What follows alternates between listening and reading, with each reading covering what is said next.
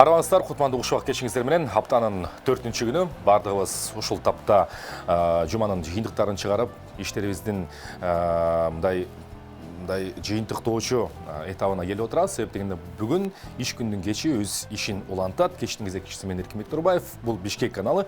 Дал ушул учурда сиздер бизди түз эфир аркылуу бардык социалдык желилерден көрсөңүздөр болот. YouTube, Одноклассники, YouTube, Одноклассники жана ошондой эле биздин түз эфирдин номерлору 0708 966 966. Бул номерлорго сиздер өзүңүздөрдүн сурооңуздарды узатсаңыздар болот.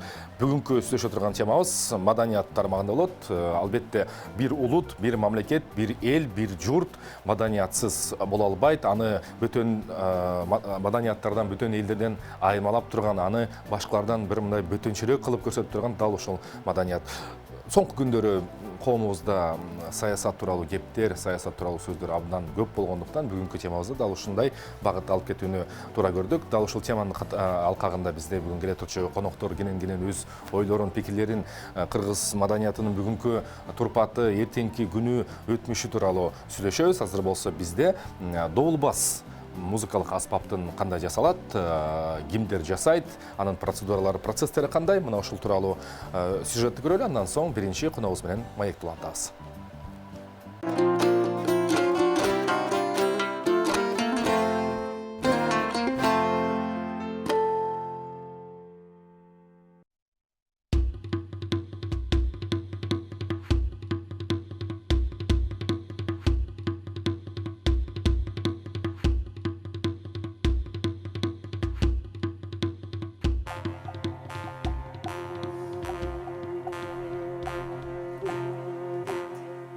Доолбас жарылбай кургаган жоон тал теректен оюлуп жазалат. Ал байыркы учурлардан бери аңчылыкта, аш тойлордо, ошондой эле аскердик жүрүштөрдө белги берген аспап катары колдонулган. Эң оболу доолбастын айланасын жана калыңдыгын чийип алуу зарыл. Андан соң аспаптын тышы сомдолот. Тышын бир аз сомдоп алган соң аспаптын ичи оюлат.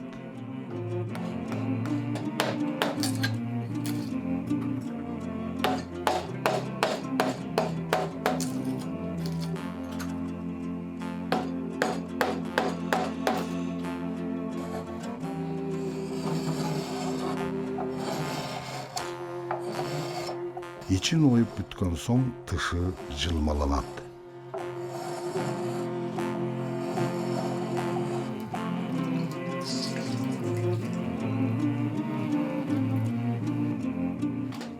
Доолбас бетине эчкинин, уйдун, төөнүн атайын даярдалган териси керилет.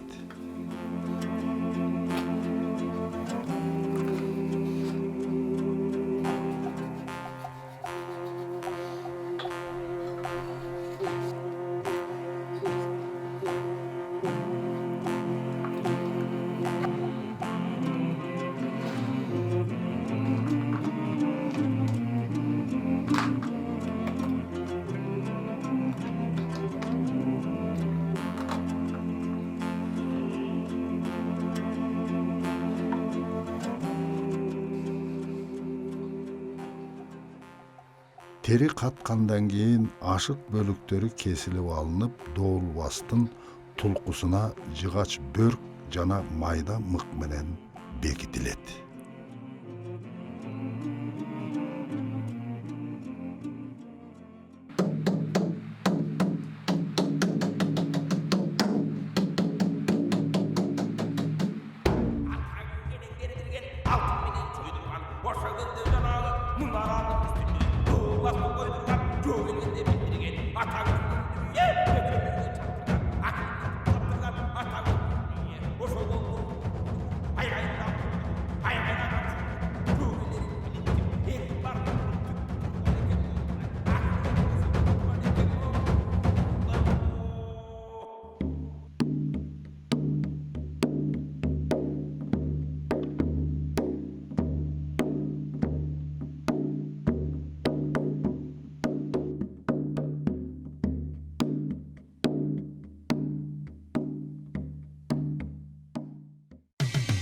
Кечтин кезекчиси Эркин Нурбаев. Биз бүгүн кезегибизди баштай эле. Бүгүн маданият тууралуу көп сүйлөшөбүз. Азыр эле сиздер ошол экрандар аркылуу Добул бастын кантип жасалышы көрдүңүздөр. Ал эми биз ким жасады деген суроону аныктап, дал ушул коногубуздан бүгүнкү маек төрүбүздү баштаганды туура көрүп жатабыз. Анда эмесе бизде конокто уста, маданияттын мыкты кызматкери жана дагы ким, жана азыр эмне менен алек болуп жатат. Биз ушуларды тактайлы. Саламатсызбы? Марат Берикбаев, кутман кечиңиз менен куш келипсиз бизге. Келип бериңизге чоң рахмат биринчиден. Өзүңүздүн бүгүнкү маанайыңыз, ал акыбалыңыз жакшыбы? Өзүңүздү кандай сезип атасыз? Усташылык менен алек. Жакшы. Сиз буга чейин биз сизди сиз тууралуу көптөгөн фактылардын катарында мындай аян көрүп, анан аспап жасайт экенсиз деп мен билип атам да. Анан мындай экөөнүн ортосуна байланыш кандай? Себеп дегенде бизде баягы аян дегенде дароо манас айтуу же болбосо кандай бир чоң окуяларды элестетебиз да. Анан сиз кандай аяндарды, анан ичинде кандай аспаптарды көрөсүз? Бул сиздин жашооңуздагы философиялык байланыш менен кол өнөрчүлүктүн ортосунда кандай байланыш бар? Ошол тууралуу кепти баштасак. Бул эми биздики негизи түпкү теги ата бабадан өтүп өткөн да негизи. Мен өзүм чоң атам Берикбай Жайчы деген өлег киши болгон экен. Кайсыда окуган. Анан атам да ошо көрөтөлүү уста аян алыпчы. Анан эне ата өткөндөн кийин болбой эле баладан балага өтүп өткөн да окумдан. Анан аспапты жазарда өрүк чыгаштын кыябыз да биринчи. Ошондо өрүк кыйылгандан кийин ошол кандай аспап чыгарын аян аркылуу айтуу сезим менен берилет да. Баягы манас айтканда ата бабалар манас айтып аткандар ошо аян аркылуу берилет эмеспи? Ооба. Бул устачылык касиет мага ошондой эле аян аркылуу берилет да. Аспап жазарда. Эми бардык үнүн эмесин ошо ички туюм айтуусу менен иштей берем да. Негизи аянга көп эметебиз да биз. Маани бересиз. Устачылык өнөрдө эле ошол бөлөк кесипке кетейин десең да кое бербейт да бул. Жалаң эле ошо. Скрипка, кылгыяк ошо баарын виолончелден чейин жаздым да. Ошолор ата бабалардын аяны берилип, ошолор менен иштейм да негизи. Сиз негизи мындай өзүңүздүн устачылык өнөрүңүздүн камтыган канча музыкалдык аспап, канча түр музыкалык аспап жасайсыз? Эң көп жасаган аспаптарыңыз кайсылар? Мындан эми эң көп жасаган кыргыз кыягы да. Кыргыз атам Мурат Кренкеев черткен. Ошол кыяк боюнча 96 жак кароосунак болуп калды. Бакыт Чытырбаев уюштуруп. Ошондо баш бейгени алган. Ошондон бери жасайм. Мен көптөгөн кыяк жаздым, чын айтсамчы.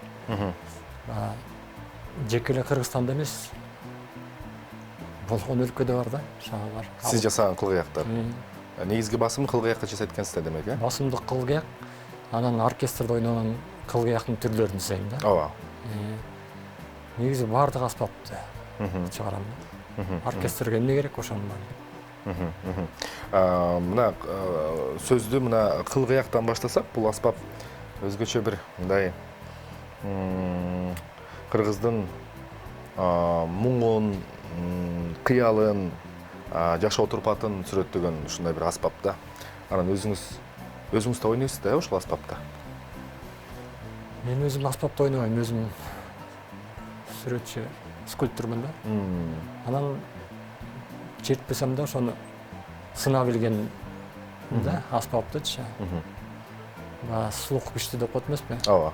Анан өзүм ошо ийине жеткенде билем да ошону. Музыканттардын талабына жараша жасайм. Өзүңүз бир эки алып өткөндөн кийин кырылдатып өзүм көңүл туруп. добушун чыгарып, бара алына жеттиби, жетпедиби, кандай кылып толуп турабы, өзүңүз мындай кулактын учу менен баамдап коесуз. Ушул күнгө чейин мына сиз башка дагы эл аралык коомчулук арасында дагы кол өнөөчүлүк менен таанылып келет экенсиз. Кайсы коомдордун, кайсы мындай устачылардын коомуна кирип терсиз, кимдер менен мындай дүйнөлүк катышта жүрөсүз десек да болот. Менин 2005-жылы дүйнө жүзүндөгү маршчилердин жыйыны болду Францияда. Ошо барып келдим. Дүйнөлүк маршчилердин тизмесине кирипчи. Ошондо уста Шакирт борборунун жардамы менен да. Андан тышкары Венгрияда болдум, Будапештте. Ал жерде да ошо чет өлкөгө барганда баардык маршчилер таанып калыптыр. Чет өлкөнү ошол тосуп алышат, жакшы кабыл алышат да. Өзүңүздүн бир мындай өздөрүнүн китебине чыгарат, жакшы кабыл алат. Айтсаңыз, мына сиз кыл кыяк жасайт экенсиз, мындай өмүрүңүздө бир мындай скрипка, классикалык скрипканы, альтты жасаганга мындай даалат кылып көрдүңүз беле же экөөнүн табияты ар башкабы? Азыр биздин эң чоң оркестрлар бар эмеспи Кыргызстанда? Бакыт Легендин оркестринде ошол 4 кылдуу кыл кыяктын түрү болот да, прима дегенчи. Ошону жасап бердим. Көп эле оркестрдин баарында ошол альт, прима,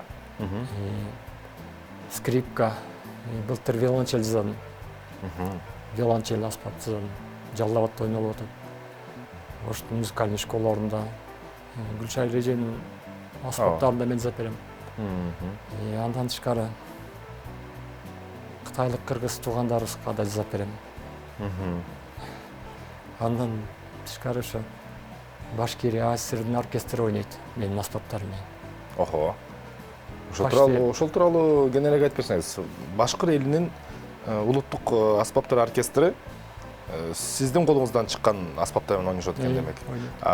Башкыр элинин аспаптары биздикиндей биздикинен сыпатташып кетсе керек, кылдуу аспаптары.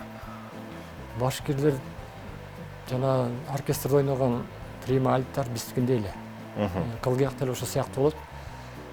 Башкирияны мен башкир эли жакшы түшүнгөнүм, мен өзүм ошол жерде служба кылып келгем. Анан ошо башкирлер угуп, анан билип, мага келип заказ берип, оркестрлардын көбү ошо меникине ойнойт да. Мен жасаган аспап менен. Бул аспапты мен де жасайын дебейм, просто Кудай Тааладан берилген дар да биздин өзүбүздүн. Сиз айтып калдыңыз, мына атадан балага өткөн бир мындай Кудайдын кудурети, касиети, бир мындай өнөрчүлүк жол депчи. Мен ушуга абдан ишенем. Тукум куучулук бул өнөрдө өзгөчө мааниге. Анан сиздин атаңыз да ушул иштер менен алек болуп калды эле. Кимди көрүп, кандай мындай чыгармачылык эле, кандай прообраздарды көрүп, анан ушул жолго түшүп калдыңыз? Сиздин бир аз тарыхыңызды 30 жыл артка кайтарып, кантип келгениңиз тууралуу биле алсак. Мен өзүм комузду ошо бала кезден бери жасайм да. Атам Сыгата районунда өзүбүз ошол жактан болобуз, Сыгата районунун Санташ каласы Аксай деген айылдан болом. Анан атам Аплет деген киши болгон, Берикбаев.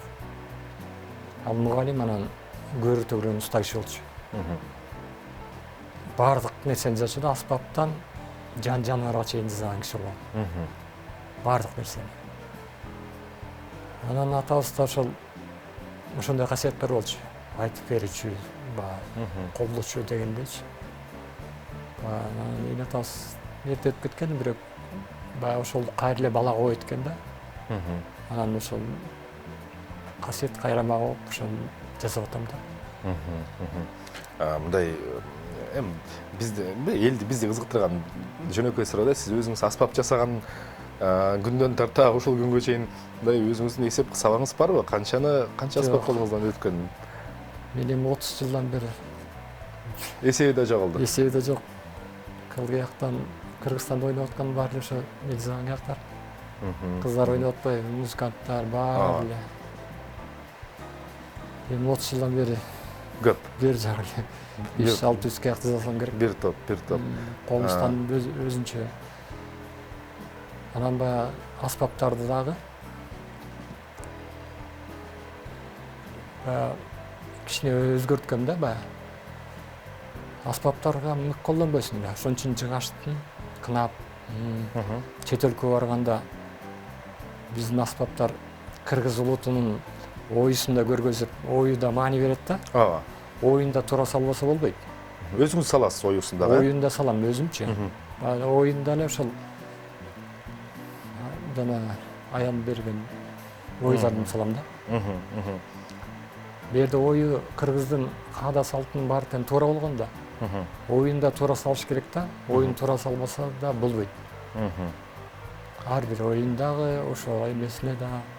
Ошондо сиз айтып атканыңыздан мына аспаптын жасалышы мындай турпаты турган турушу бир бөлөк дагы, анан сыртына түшө турган оюлар өзүнө жарашы керек. Өзүнө жараш керек.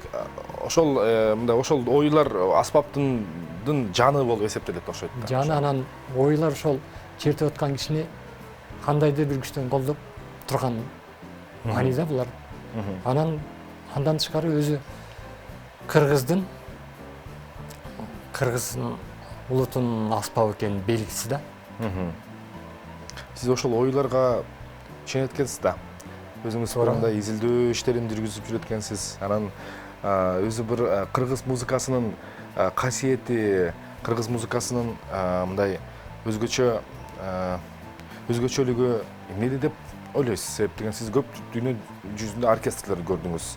Анан кыргыз музыкасын укканда сиз өзүңүз мындай ой чабытыңыз, өзүңүздүн кыялдарыңыз кайсы жакта баздай барып учат? Себеп дегенде өзү бир мындай чыгармачылыктын баш аягы жок, мындай өзү бир терең чексиздик да. Бир гана жасап койгон киши колуна тапшырып берүү эмес, ошол музыканы укканда да өзүңүз көз алдыңызга кандай элестер келет? Же болбосо ошол мен сөздү баягындай мага кызыктырган ушул аян деген өзү ар адамга келе бербейт. Анан кандайдан жүрөт ушул процесс өзүңүздө мындай жан дүйнөңүздө? Бул кандай десем, аспап негизи кыргыздын аспабы болгондон кийин кыргызча сүйлөш керек да. Кыргыздын колорити менен. Тембри коңур болуп. Анан кыргыздын аспабын укканда сенде манашта ата-бабалардан баары элестете турган ошондой ой келет да. Ошо илгеркиге барып кайра чыгасың. Бул өзүнчө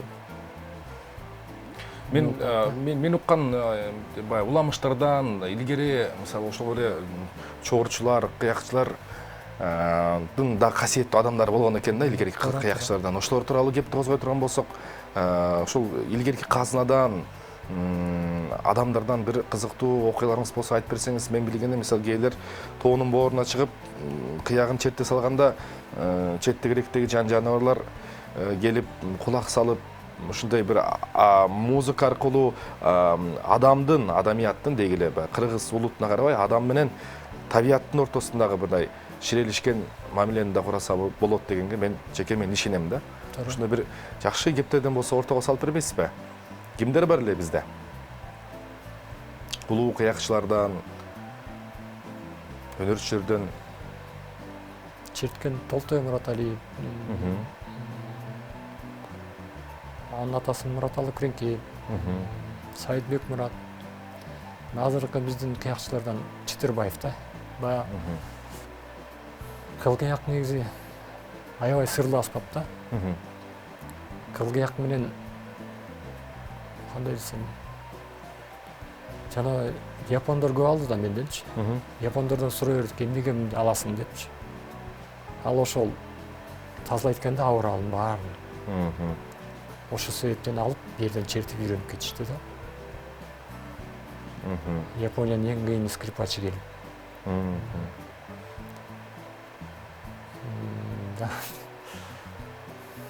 Илгерки уламыштардан билесизби сиз? Кыяк катары жакшы бир уламыштардан бар эле да. Мен бала кезимде окуганда эле ошо кыяк менен чыккан киши бүт жаныбарларды өзүнүн тегерегинде чогултуп алып, анан ошолордун тилин түшүнөт деген сыяктуу. Себеп дегенде баягындай жомок адамды өзгөчө бала кезинде көбүрөөк айтылып, көбүрөөк сүйлөнүп калса, ошол адамдын дүйнө таанымына, адамдар менен мамиле курууда, табият менен алака болууда аябагандай чоң зор ролу бар деп билем да. Негизи ошондон анан элесиме түшүп кетпеди ошол. Бир кыякчы тууралуу сөз бар эле да, азыр эстей албай турам. Учур чакта мына мен сизди бир мындай башка жака алып баргым келип турат. Сиз өзүңүз жогору көп айткып калдыңыз да, мына Будапештке баргам, Францияга баргам, жапондор көп келет депчи. Бирок биз өзүбүздүн уңгубузду, өзүбүздүн уюткубузду музыка иретинде канчалык ошонун түбүнө жете алдык. Себеп дегенде азыркы акыбалыбыз оорураак жалпы элдин. Биз күнүмдүк баягы каранан кара таман болуп жүргөн маалыбызда. Анан негедир жапондор бизге караганда, мен көп байкайм да, бизге караганда ушунчалык үңүлүп, угуп, ошону бир мындай издөө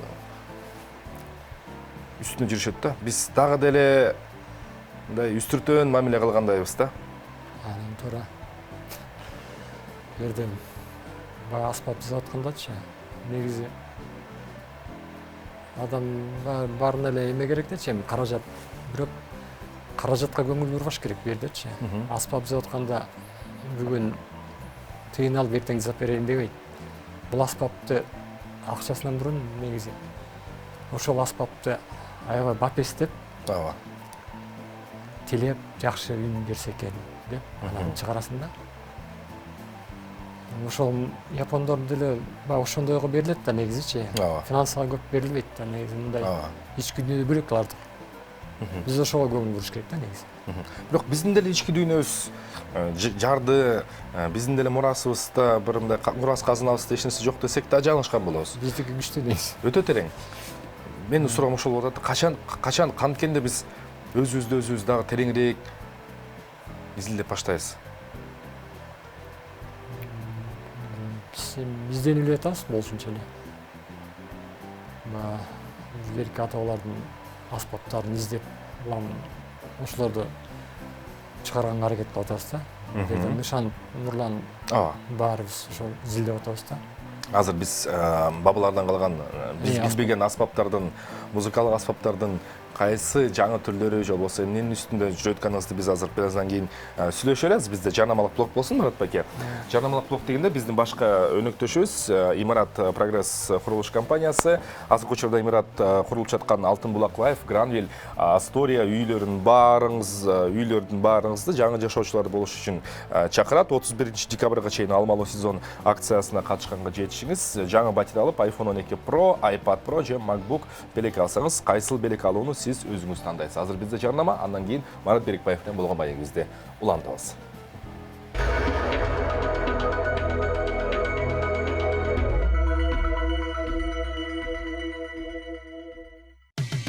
Кечтин кезекчиси Эркин Нурбаев.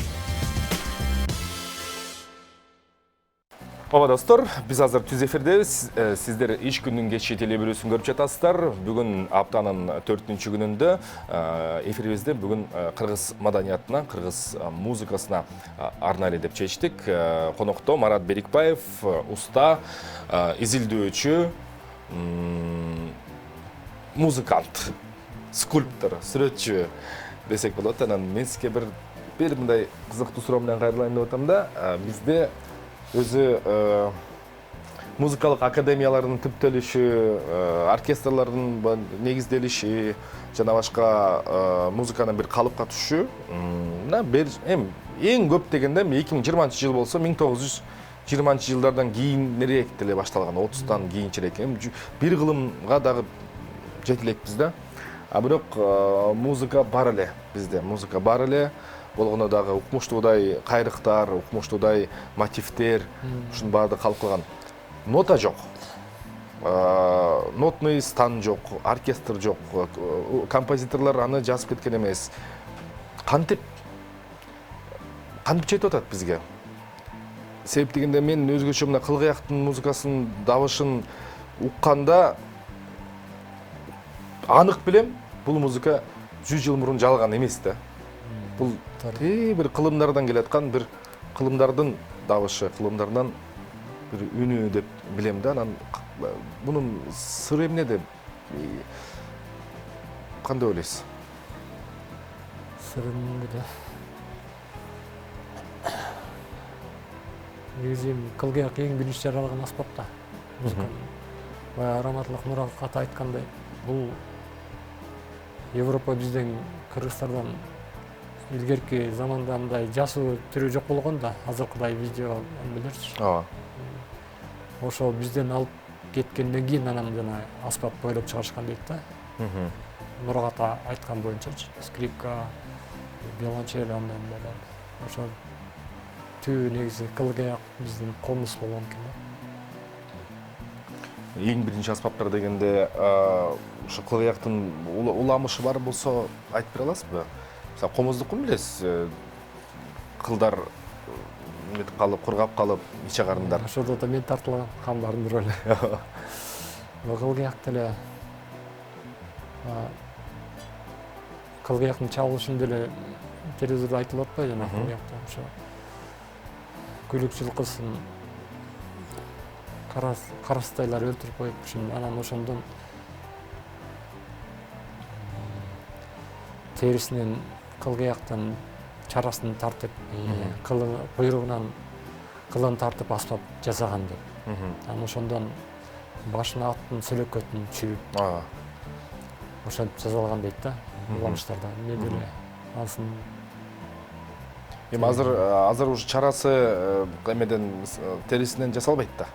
Азыр чарасына төбөн терисин колдоносуз негизи. Анан жылкынын икаси айгырдын терисин, куйругун колдоносуз да. азыр деле Азыр төбөн терисин колдонобуз. Төбөнүн терisi. Жылкынын куйругун колдонобуз да. кылдары Жылкынын жылкынын куйругу. Искусственный материал эмес. Жок, болбойт да. Анан эми башына өзүнүн музыканттардын талабына жараша иш кылабыз да.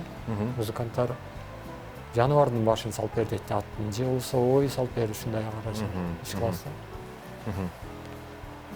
Көбүнчө музыканттар менен акылдашып иштейбиз, аспаптардычы.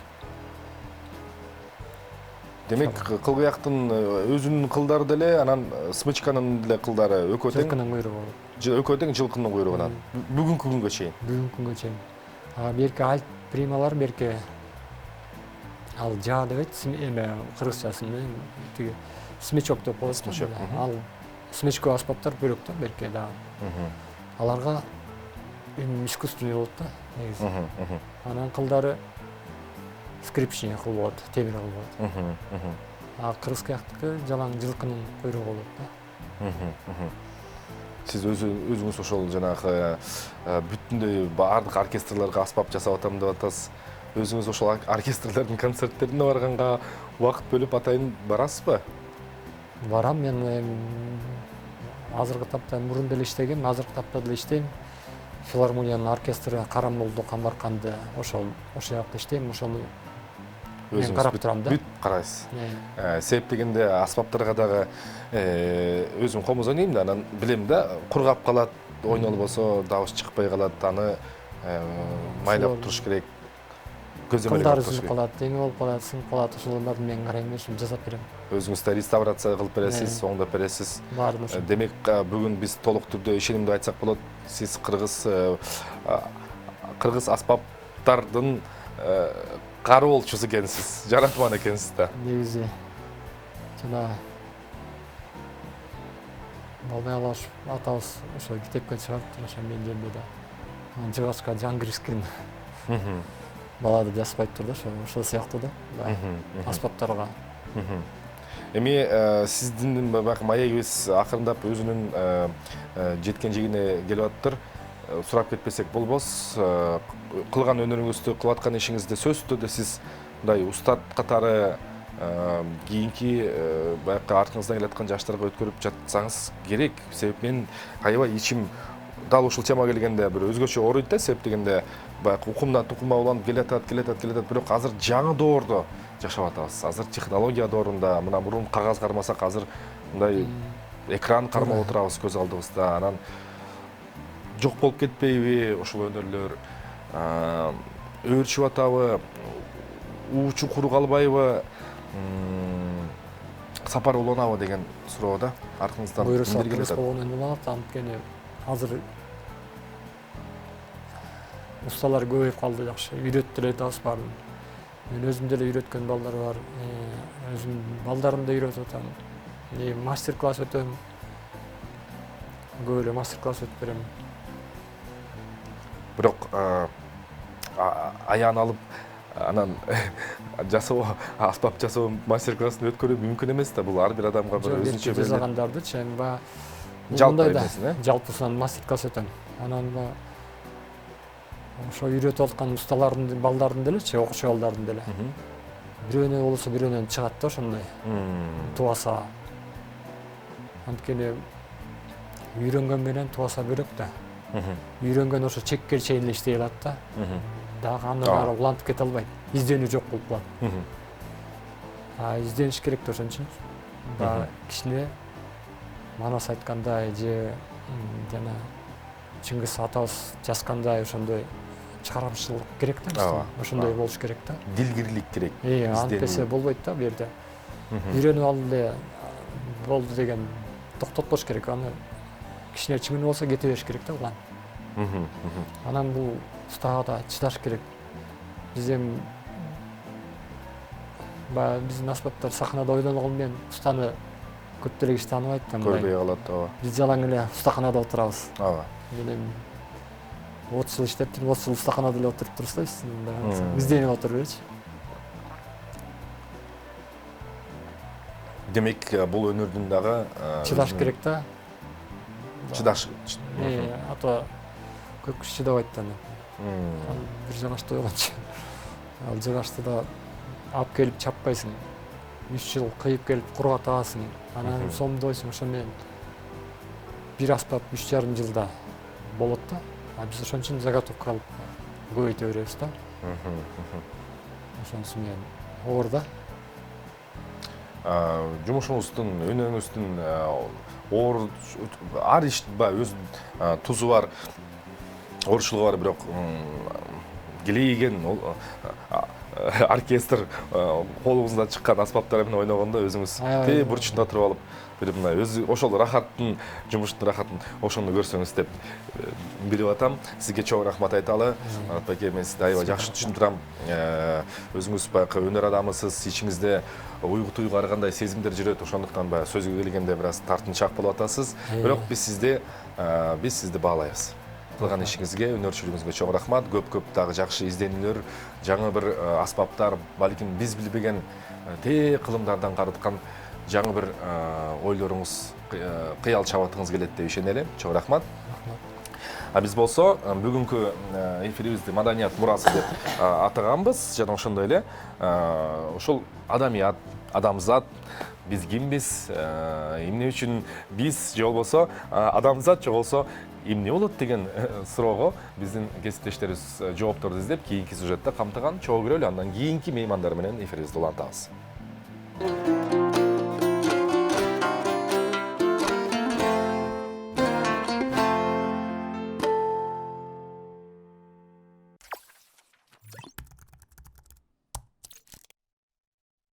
Бүт адамзат күтүлбөгөн жерде жок болуп кетсе эмне болот? Адамдар бардык жерде жайгашкан. Биздин жердин эң алыскы бурчтарында кездештирүүгө болот. Джунгли, океандар, тундра. Биздин таасирибиз ушунчалык маанилүү болгондуктан, көпчүлүк окумуштуулар адамзат жердин геологиялык тарыхында өчпөс из калтырды. Күтүлбөгөн жерден адамзаттын ар бир мүчөсү жок болуп кетсе эмне болот? Кароосуз калса биздин кээ бир жандыктар көзөмөлдөн чыгып кетишет. Бир нече саат өтүп жогорку деңгээлде өнүккөн өнөр жай аймактарында жалын колонналары асманга урунат. Мисалы, Батыш Индияда, Америка Кошмо Штаттарынын түштүгүндө жана Түштүк Кореяда, Лондон, Москва жана Нью-Йорк сыяктуу шаарлардын жер алдындагы темир жол тармактарын 3 күндүн ичинде эле суу каптайт. Биринчи жуманын аягында көпчүлүк авариялык генераторлор иштен чыгат жана от күйүп бүткөндөн кийин жер кылым ичинде биринчи жолу караңгылыкка батат.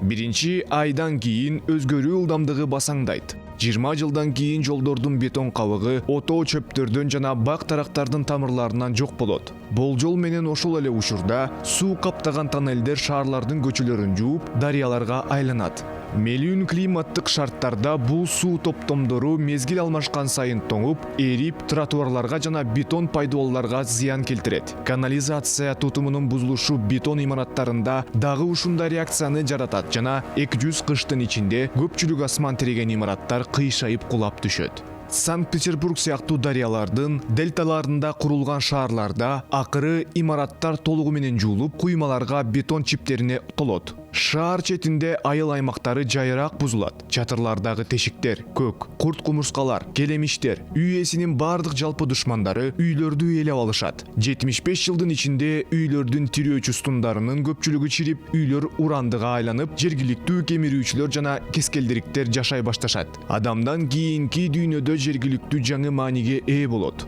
Биздин шаарлар импорттолгон тургундарга толот. Лондон, Темза дарыясынын жээги калың бактарга көмүлүп, Нью-Йорктун көчөлөрүн Кытай аралдары толтурат. Чөгүп кеткен имараттардын топурактары менен бетон жердин кислоттуулугун төмөндөтүп, өсүмдүктөрдүн жаңы жашоосунун гүлдөшүнө жол ачат. Биологиялык ар түрдүүлүк жаныбарлар дүйнөсүнө дагы таасир этет. Жаныбарлар жергиликтүү жана импорттук өсүмдүктөрдүн көзөмөлдөнбөй жайылышына кошулуп, жаңы конуштарга тарашып, талкалана элек көпүрөлөрдү колдонушат. Биздин инфраструктура жаныбарлардын кээ бир түрлөрүн сактап калат. Калгандары өлүмгө дуушар болушат. Таракандар өзүнүн тропикалык климатында өнүгө беришет. Бирок биздин жылытуу тутумубуз болбосо шаардык таракандар Уралдын 1-2 кыштоосунда тоңуп, өлүп калышы мүмкүн.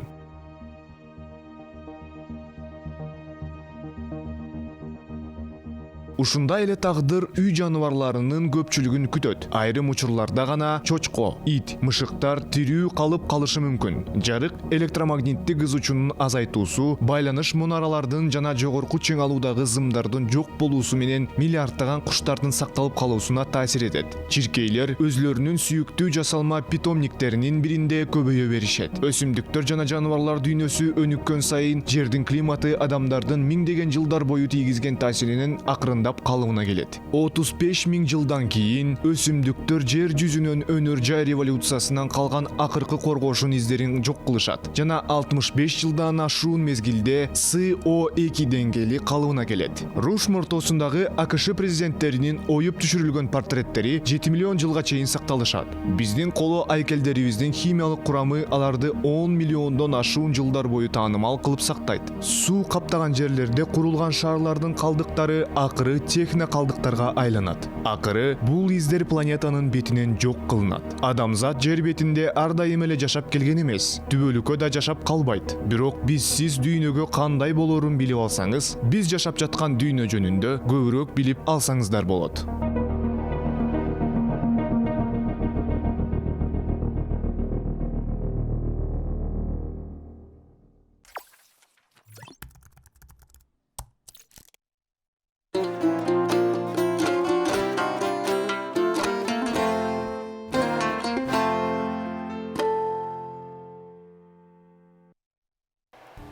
Кечтин кезекчиси биз ишибизди уланталы. Бүгүн биз жогору айткандай биздин эфирлерде акыркы күндөрү саясат аябай көп болуп кетти, бирок маданиятчылар бар, анан саясатчылар бар да. Экөөнүн жолу эки башка болгону менен маданияттын жолу түбөлүк, терең жана эбегейсиз, мейкиндикти каптайт. Ал эми бүгүнкү коногубуз болсо, мына салттуу билимдердин ээси деп эле бир жалпы тааныштырсак туура болот.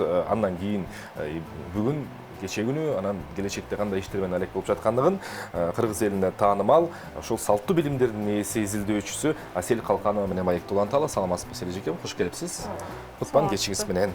Бүт барыңыз ой боюңузга жарашкан, учурларыңыз өзүңүзгө мындай келишкен, сонун бул суйкайып келип калыпсыз. Кош келипсиз. Биз ушундай негизи орус тилдүү канал эле. Анан кыргыз тилинде дагы ушундай ич күндүн кечи деп өзүбүзчө которуп алып, анан кыргыз жыттанган эфир кылалы деп ушул аракет үстүндө жүрөбүз. Чоң рахмат. Буга чейин мен жогоруда айткандай аябай эле көп санда бүт эле тиги саясаттан юристтер бүт эле келе бериптир. Анан айттык да койгула. Кичине мындай себелетип кырдаал кандай болбосун биз маданиятыбыздан алыс качып кете албайбыз. Кандай экономикалык модель курбайлы, кандай саясий жолду башкаруу формасын тандабайлы биздин маданият бойдон кала берет. Анан ошолордун алып жүрүүчүсү Асель Калканова деп биз билебиз. Асель эжеке, 2020 жыл жалпы эл журтка, жамы журтка, бүтүн дүйнө, аалам элине чоң сыноолордун жылы болду. Сиз үчүн бул жыл эмненин жылы болду? Сиз демейде көп чет өлкөгө каттайсыз, көп өлкөлөрдү кыдырасыз. Ошол жактан дагы байып келесиз. Быйыл камалып калдык баардыгыбыз. Ушул айлар аралыгы эмне менен алек болдуңуздар? Эми мындай кыргыздын башына түшүп аткан эң эле оор жагдай болуп, оор турмуш болуп атат. Эми бул бир эле кыргыздыкына эмес, бул дүйнө элдериникине, эми дүйнө элдери өзүбүзгө өтүп баратабыз. Бирок биз сен айткандай бул 2020 жыл аябай жакшы башталган. Биз ошо декабрдын 15-нен менен январдын 13-үнө чейин Индияда, Керала шаарында, Керала жеринде Саркалая деп эме кылганбыз, фестивалга барганбыз. Ал жерде дагы ошол Индия эмесин аймагын боюнча эң эле кералцы деп коет. Кералада сарилерин кийип жүргөн, салттуулуктарды аябай сактаган эл жер экен, ошон үчүн көп эме кылганда чакырган. Анан биз маданият телеканалы жана биздин бияктагы дизайнерлерибиз жана 7 асман дагы ошол көп балдар болуп чогуу ошол жерге жакшы бир маданий иш-чара өткөргөнбүз. Жаңы жылды ошол жерден тозгонбуз. Жаңы жылды 49 мамлекеттин келген меймандар менен чогуу ошол эле Африка өлкөлөрүндөгүлөр менен Непалцы, ошо бардык. Анан бизден эми илгерки Советтер Союзунан баргандарыбыз өзүнчө орусча тиленип тозуп деген биз үчүн аябай жакшы жыл башталган. Бул Индия аябай мындай бир маданияттын бир мындай өнүккөн жери деп да айта алам да. Анткени мисалы мен үчүн, мисалы чыгармачыл адам үчүн алардын мындай жалбырактан жасап койгон гүлү дагы, камыштан жасап койгон бир корзинасы дагы, эми бир карап бүткүс ошо кетер кеткенче тойбойсуң да. Эгер мындай туристтин көзү менен караганда мүмкүн аябай кир, эли көп, бытылдак деп мындай эметет болуш керек. Мисалы ошол эле туктуктарга түшүш, мисалы ушунчалык бир чыгармачылык сонун мындай өзүңө сандыкка топтой турган бир сонун чыгармачылыктарды берет. Ошол эле учурда мен кийимдеримдин эң эле баягы түстөрү, өңдөрү дагы ошол Индиядан көбүрөөк тандайм. Ошол эле мына көбүнчө ошо элечекти алып, элечекти иштеп жүргөндүктөн элечектин кестемелерин ошол жерден ала алдым. Ошол жактан Индия өлкөлөрүнөн таап алдым. Анан баягы мындай кол өнөрчүлүк катары, чыгармачылык катары ошол жерден көп нерсе таптык.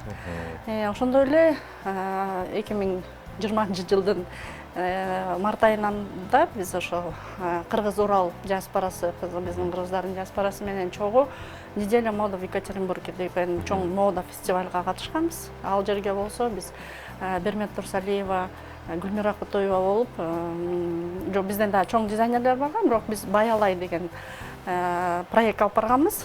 Анан мен Алайдын коллекциясын алып баргам да, Алай болгондо Памирлик кыргыздардын коллекцияларын алып баргам. Анан ошондо бизге тиги Россиядан жазып атышат да, силерге кандай параметрдеги модельдерди тандап коелу депчи. Анан мен айттым, бизге эч кандай орус модельдер керек эмес.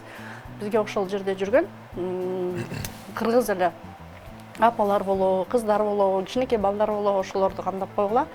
Анан ошолорго жараша кийимдерди алып барып, анан эми мындай базарда иштеген же болбосо ар кайсы тармактарда иштеген эле кыргыз эжелерибиз чогулуп эле ошолорго кийгизип, анан эми баягы келечектерди кийип, чачпактарды тарсылдатып басып, анан бирдикте жанакы модельдердин, орус модельдердин подиумда басып атканда өзүнчө бир сонун сыймыктануу болду да. Анан күндө кечинде баары чогулуп алып ресторанга алып барышат, күндө кечинде анан келиңиз эже ушул Екатеринбургдун эмелерин, шаарларын кыдырып басабыз депчи. Биз баягы машина менен алып барып эле алып келип эле баягы көргөзмө боло турган залга эле келип атып, анан чыксам ушундай сонун эме шаар экен. Биз эми бала кезибиз көлдө өткөндүктөн илгерки Караколдогу жанакы ашталган үйлөр бар эмес. Ашталган үйлөр, ризбасы бар үйлөр. Ризбасы барлар. Эми ушунчалык сонундагы ырахат алдык. Андан кийин бул эмеде мисалга мен аябай деле мындай ушул ооруда басылып калдык деп айта албайм. Анткени биз кыргыз тарыхында негизи кыргыз энелерибиз, аталарыбыздын башынан кандай жаман ачарчылык күндөр өткөн, жакырчылык күндөр өткөн туурабы, эмне деген согуштар башынан өткөн, эмне деген баскынчылар башынан өткөн дегендей. Ага караганда эми Кудайга шүгүр, дагы баягы тирүү жүргөнүбүзгө Кудайга шүгүр деп турсак дагы жакшы болот деп ойлойм.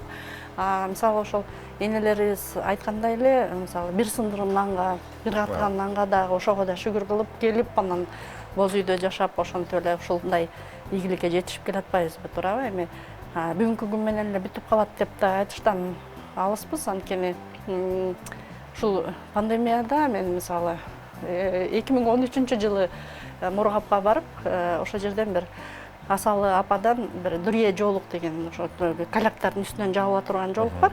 Ошонун эски бир үлгүсүн алдым эле да, ал да чоң энесинен калган.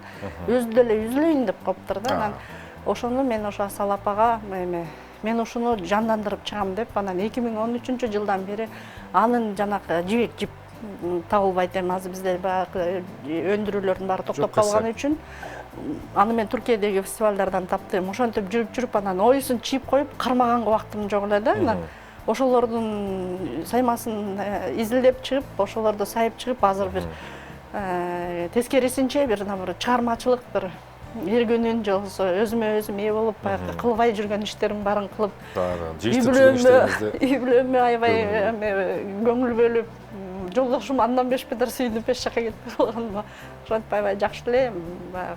Кудайга шүгүр.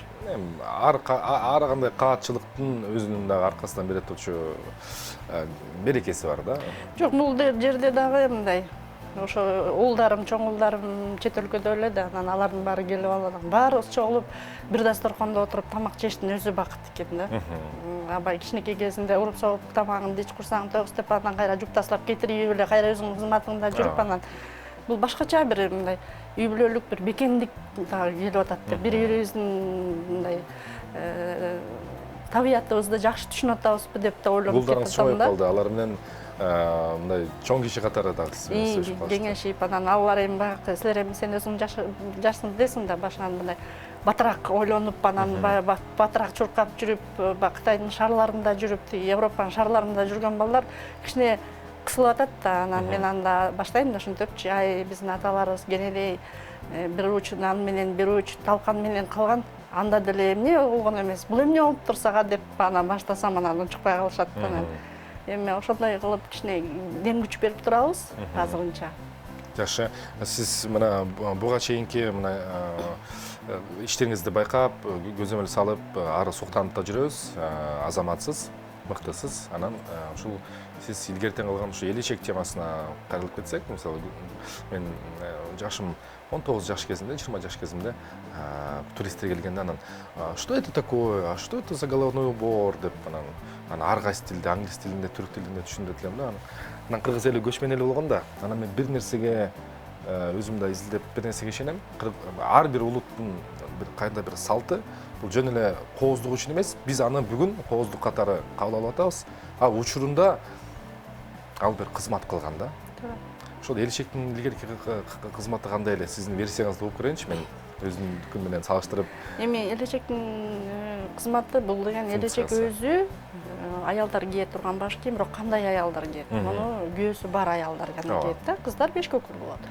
Ошондой эле элечектин ар бир урууга аймактык өзгөчөлүктөргө тиешелүү элечектер бар. Биз ошо элечекти изилдеп атканда мен өзүм эмне болуп мына элечекке баш салып калганым, кичинекей чагымда чоң энелерим, тайнем ошо бизде мен бала чагым ошол Ысык-Көл областынын Ак сууда, Бозчукта энчилеште өткөн. Анан чоң энем бир бала кезимде таяк таянып алып, анан тоонун башына барып, анан мазарлар болот эмеспи? Ошол мазарларга, булак сууларга анан эбиренип бирдемени айтып, анан жана жүз ачына эме кичинекей кестемелерди алып алат эле, аны деген ар кайсы талдарга байлап, ойноп, мен ошол түбүнөн бери калыптанып калганымдын ошол болгон. Анан энем дайыма ошо булак сууга бетимди жууп, анан мындай элге журтка тынччылык сурап, элден журттан, анан ошондо мындай азыр жаттап каласың да мен күндү айта берип. Элестери. Ошентип айтса, басып келген жоодон сакта, агып келген суудан сакта, анан орустардан сакта, анан кыргындан сакта деп. Ал кезде Советтер Союзу орустар менен биргеликте жашап аткан учурда эне мен эмне минте берет деп эле ойлочу элем да. Көрсө ушул ошо кызымдын бактысын бер, ошо кызымдын ак жолун бер, анан эмне кыл, анан ушул деп эле ушинтип анан бир далай жолго чейин жөө басып ошо жерге барып сыйынып анан келер элек. Анан баягы эненин негизи мындай баланы тарбиялоодо, мисалы ошол кенедей кезинен мындай коттоп туруп, бир кыттай куюп туруп, бир жакшы табиятты, бир жакшы тарбияны салып койсо, андан эч кандай кайталбайт экенсиң да. Мен уже ошол көркөм өнөр окуу жайына келип окуп, мен тиги Париждин тиги картиналарын баарын элестетип жүрсөм, көрсө биздики өзүнчө бир чоң салт, өзүнчө бир чоң маданият. Ошондой эле элечекти, мисалы көч башында энелерибиз кийет. Энелерибиз кийип баратканда ошо кайсы уруу кандай кылып көч болуп кетип баратканын билет. Ошондой эле элечекти, мисалы бала төрөлүп калса, көчүп кетип бараткан учурда ороочулук огулганга дагы же болбосо бир жерин ошо көчүттөгү бирөөлөр мындай жарата алса, жаратын танганы үчүн эми жаман айтпай жакшы жок деп коет. Эгер акыркы сапарга кете турган болсо, кепин катары колдонулган да. Эми бул кездеме мындай ак кар көк муз кетип, анан кервендер келип, анан келип алынган да. Же болбосо бизде фабрика ал кезде жок да, мисалы туурабы. Кервендер алып келгенде кездемелерден ороп, кийип, анан жакшынакай бир жакшы өзүнүн маданиятын көргөзө алган. Мен ушул элечекти изилдеп атып дагы мен эч бир жерде мындай аялдын укугу бузулуп, же болбосо басмырланып калганын көргөн жокмун да. Анткени карасаң тим эле күмүштөн сонун чачпак, билериктөрдүн баарын байбичесине, кыздарына, ата өзү биричик менен эле бышым менен жүрө берет, же тете менен, же калпак менен. Болгон байлыгынын болгонун баарын ошо көчкө апаларыбызга арнап жасаган экен да. Мисалы ошондой эле чачпак эмеден, боз үйдөн, мисалы сырт бир боз үйдүн ичинде мисалы жаштар отурса, же болбосо бир үй бүлө отурса, аркасынан чачпактын үнү угулуп тарсылдап келатса, байбиче же болбосо сакалдуу апа келаткан экенин билип, сен бияктагыларыңдын баарын жыйылып керегеге тура каласың да. Туурабы? Ал кирип азыркыдай кайнене келип тарсылдатып какыр көрбөйт да. Көрдүңбү? Бул деген биздин бир үнү жок, сонун бир маданияттын белгисин көргөзөт да.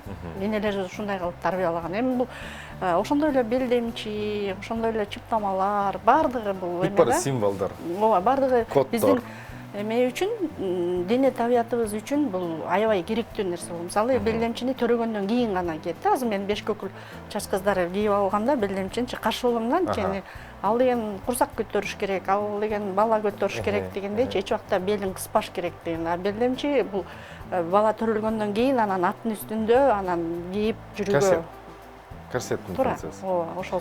Азыр биз жакшы жаманды баштап калдыңыз. Биз азыр жарнамалык блок болсун, Сележекем. Жарнамалык блок деген Имарат Групп курулуш компаниясы алмалуу сезон акциясын улантат. Кимде ким ушул курулуш компаниядан быйыл үй ала турган болсо, ушундай экен шарттары. iPhone 12 Pro, MacBook Pro, бүт Pro'лордун бардыгын белек кылып алат экен да. Ошондуктан ушул акцияга келип катышсаңыздар болот. Азыр жарнамалык блок болсун, андан кийин биз Сележекебиз өзүнчө кобарашып туралы. Birazdan görüşürüz.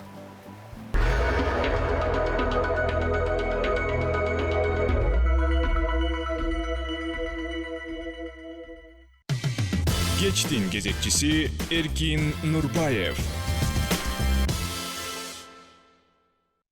Geç кезегибизди уланталы. Биз бүгүн маданият, биздин өз жолубузду издөө, улуттук өздүк идентификация деп коет, инициализация деп коет. Ушул темалар менен ар бир адам эле алектене бербейт, себеп дегенде бул нерсеге адам өзү кызыгуусу керек, дилгирлиги керек, көкпеттиги керек. Эмне дегенде кылымдардан бери калып калган чоң мындай мурасты кайрадан казып чыгуу, аны жаңыртуу оңой иштердин бири болбосо керек Сележекем.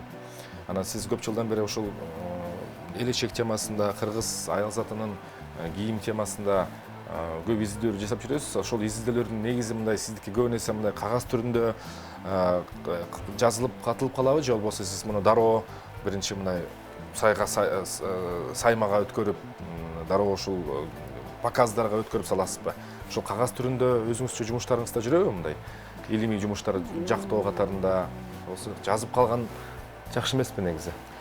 ооба, мен эми ар бир изилдөөдө, ар бир мисалы ошол келечектерди мисалы мындай көрүп таанышып, ошону орустардын, этнографтардын изилдөөсү боюнча кандай деп жазылган болсо, же болбосо ошол эле мисалы акыркы учурда Чукан Валиханов көрөк эметкен ошолордун изилдөөлөрүнө анан таянып, анан эне жасап же айтып атканда, бул китептин бул жеринде ушундай деп жазылбады беле, анда муну мындай кылган турбайбы деп. Анан кээ бирки учурларда мисалы орустардын изилдөөсүндө мисалы айланып келип, анан мындай болот деген жерлеринде ошондой жасап көрсөң болбойт да. Анткени жасап атканда мүмкүн ошол кезде котормочулардын мисалы орустар өзүнүн түшүнүгүнө эле жараша мүмкүн жазып койгон орус тилиндечи, негизи мындай оролуп келгени ыкмалары башкача да. Анан эми баягы өзүңдүн сөзсүз түрдө көз карашың болот.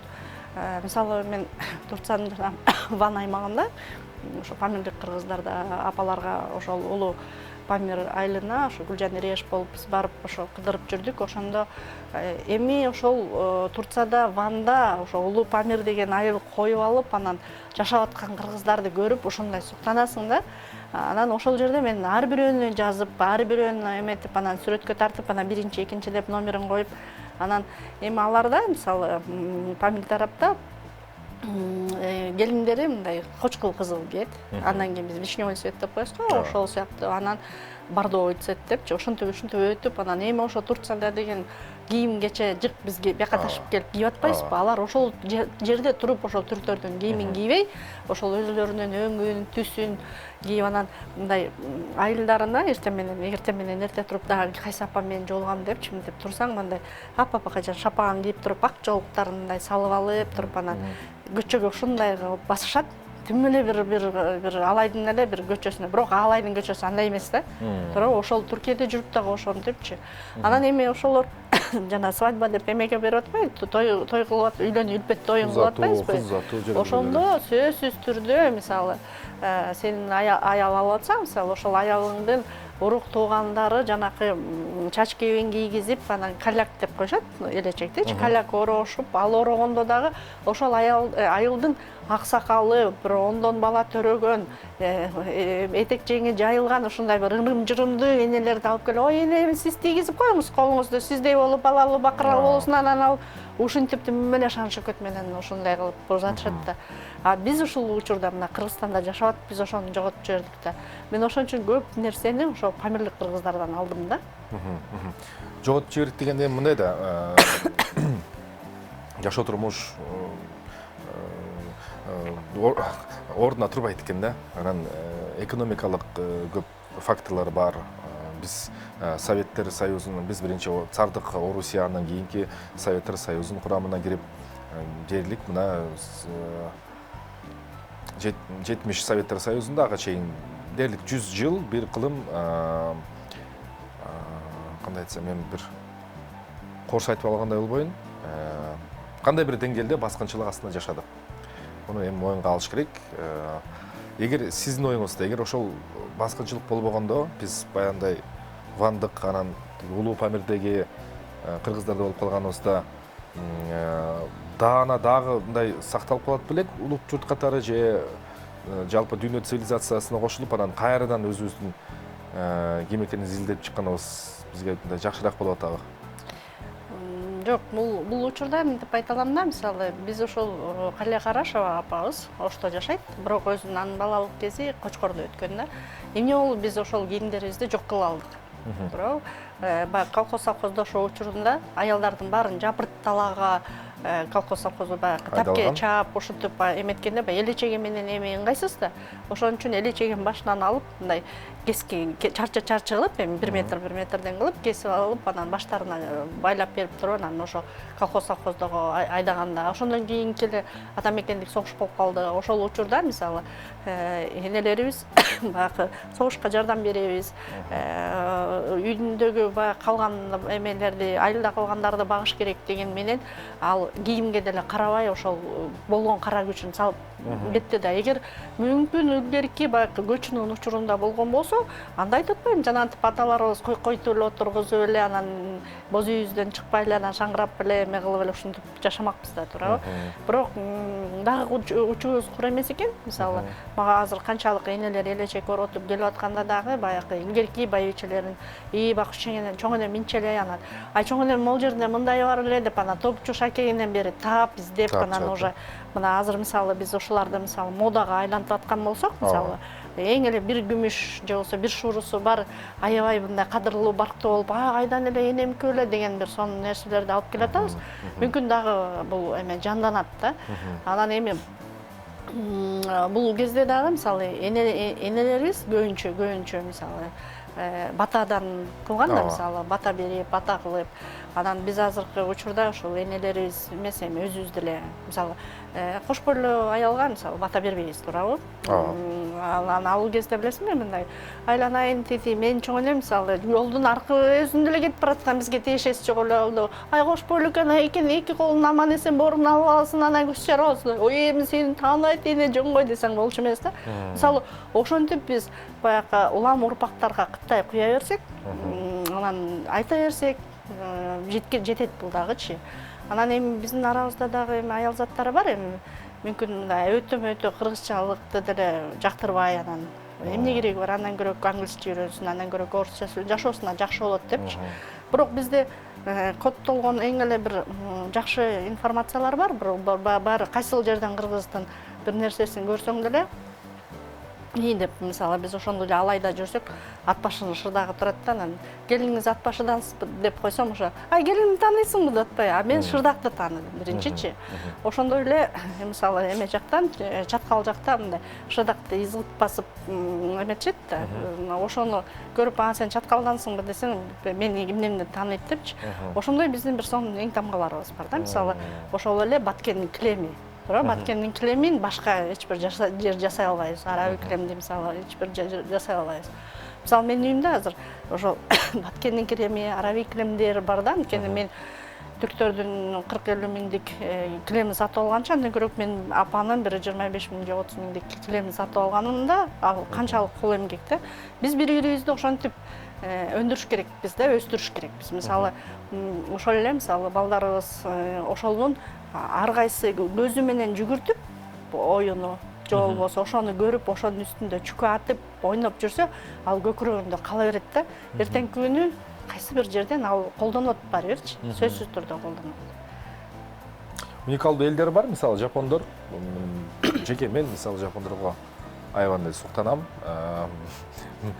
Бул жагында, бул көчөнүн бул бетинде робот бараткан болсо, баштан өзү айдаган жолдун аркы бетинде эле кимоночон жапондор көрүп аласың, болгондо да кимонолору ушунчалык кылымдар карытуу менен, анан заманбап баягы ширелишүүнүн негизинде да. Анан сиз чындап айтканда ошол элечекти, ошол сиздин үстүңүздө белдемчи деп атаса болот да, мына ушу шууруларды бүт бардыгын мындай модага айлантып атасыз да. Анан бир мындай суроо берейин да. Сиз ошол буюм тайымдарды жасаганда, бүт бар изилдөөнүн негизинде эметкенде, нарк коюшуңуз керек да. Мисалы сиз ансыз адам баласы жашоосу уланбайт. Бүт нерсенин өзүнүн баасы болот да. Ошол баасын коюп атканда түшүнүктүү, мисалы дүйнөлүк бренддер болсо, дүйнөлүк кийим бренддери, алардын өзүнүн бренди үчүн анан жөнөкөй ак футболкага эле bir brendde жазып койсоң 50 сомдон 1500 сомго чейин чыгып кетет да. Анан ошол сиз брендтин үстүндө көп жыл иштедиңиз. Асель Калканова жана анын Ак элечеги деген брендте. Анан ошол баасын, наркын койгондо эмнелерден улам, эмнелерди эске алуу менен ошо ортодогу баасын чыгарасыз. Мага ошол кызыктуу болот да, себеп дегенде ар бир адам эле келип алды куйду келип алган да жок. Анан бул мындай тандалып, биргелип, коомдун кайсы бир катмарын кызыгуусун туудурат да. Сиз аны жакшы билесиз, мен билем. Баарыбыз жапырт эле сиздин эмеңиз, ишиңизди түшүнүп кетсек, анда балким баалуулугу дагы жок болуп калат беле деген. Түшүнүктүү. Бул мындай да, мисалы мен элечекти жасап алып, сатып мындай капчыгынды толтурбайм да. Мен башка кийген буюмдарым бар, мен аны менен чыгам дегендейчи. Элечекти бул менин аябай бир ушундай рахат алып жасай турган жумуштарымдын бири.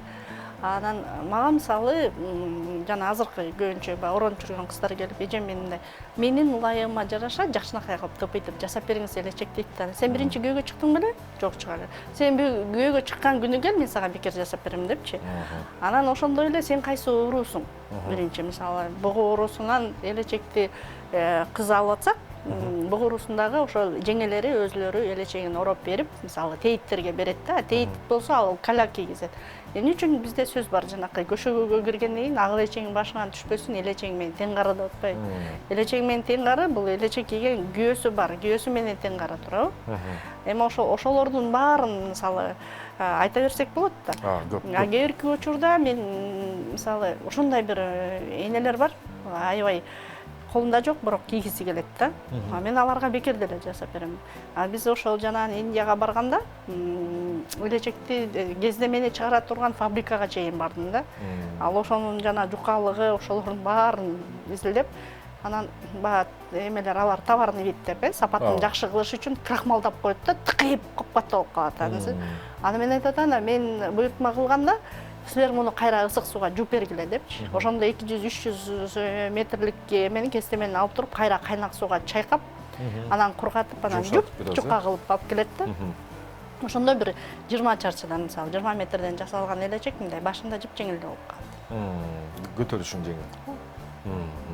Жакшы. Анан мындай өзүңүз мындай изденүүлөрүңүздүн негизинде айта турган болсок, элечек деген сөздүн өзүн изилдеп көрдүңүзбү? Семантикалык кандай мааниге экен бул? Себептигинде сиз айткан кыргыздын коддору чын-чынына келгенде мен да кээде кызыгып калам да, анан ар бир сөзүндө мындай бул бетине карасаң мындай маани берет, бул жагынан карасаң экинчи мааниси ачылат. Элечек деген ооба, муну мен деген ошол апалардан да сураштырганда, өзүм дагы мындай көпчүлүк варианттарды угуп туруп, анан бир жыйынтыкка келдим. Мунун башында эл. Көрдүңбү? Эл. Анан элечек болуп атпайбы? Элдин биримдиги. Энеге эл бардык биримдик болобуз туурабы? Мисалы, бир бөлмөдө бир ак шоола болсо, баарыбыз ошол жерде шооланы издейбиз да туурабы? Ошол сыяктуу эле бул эне, бул ошол турмуштун ошол укум-тукумду өөрчүтүп кетиштин башаты болуп атпайбы? Эми элечек дегенде эл ичинде же болбосо ошол элдин башында деп атат да. Эми баягы аталардыкы ооба, сөзсүз туура, бирок ата таап келет, эне болсо андан ары улайт да, туурабы? Мисалы, ошондой эле жанакы ошо кошокторунда бар, мисалы, ак учук бердим саптап ал, ак кыз бердим улап ал деп. Мисалы, ошондой эле түндүк түштүк жакта дагы өтө мындай өзгөчөлүктөр бар да, ошол эле Памирде. Мисалы, мен жана Дүрия жоолукту сайып изилдеп чыктым деп атпаймынбы? Ошондо мындай фарс эмелерине, фарс тилдеринен, фарси тилинде Дүрие деген жоолукту, Дүрие жоолук болуп бул биздин тарыхыбызда калып атпайбы? Бирок деген дур деген сөз, Дүрие деген сөз өзү жарык дегенди билгизет экен да. А жарык бул онто эле бир жерге тийген жарык эмес. Бул ар тарабы шоола тийген жарык. Атат да, ошол каляка оролгондо мындайдан болуп оролот, анан саймалары бүт аркасынан астына чейин мындай көрүнүп турат да. Ошондо айтып атам да, бул да көрдүңбү, Дүриенин өзү ошол эсли ошол фарс тилинен алынган болсо, мүмкүн анда бул ар бир жерге жарык берүүчү болуп калат да. А эне сөзсүз түрдө да 10 баласы болсо, ондой шоола чачат, ондой тарбия кылат, ондой мамиле кылат, туурабы? Бул эне, бул ошо үй бүлөнүн, бул мамлекеттин, бул ошол уруунун тукумдун бир башаты болот. Мисалы, айылдарда илгери бир энелер болчу, азыр деле бар, мисалы, мындай жеңелер да, мисалы, баарын тизип туруп кылды кыла бергенде да тыпырап кыласыз да, туурабы? Чоң энелер деле ошол отуруп эненин астынан өтпөчүбүз. Ал мисалы келиндер болсо жүгүнүп ошол эненин астынан өтпөчү, туурабы? Кайсактагы аксакал кары адамдар болсо биз сөзсүз түрдө учурашып кетишке же батасын алышка барабыз, туурабы? Мүмкүн ошону ойлойм, ошол баш кийимден дагы ошол адамдын карылыгы, ошол адамдын мындай сапатты эмеси, мындай насыятын угуш үчүн мүмкүн ошол жерге токтолорбуз деп ойлойм да.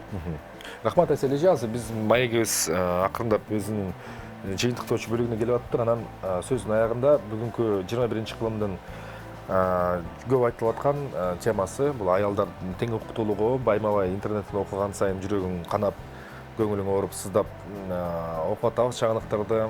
Сабалып кетти, урулуп кетти, баласынан баш тартып кетти жана башка. Бул жаңылыкты окуган сайын кагарың түтүп жаман болосуң. Анан бирок кыргыздын табиятында, кыргыз маданиятында аял кишинин орду тууралуу өзүңүз ушул дизайн аркылуу, өзүңүз топтогон билимиңиз аркылуу бир кыскача ойду айтып кетиңиз. Бизди көрүп аткан азыр региондор көрөт бир аздан кийин ушул кайталоону.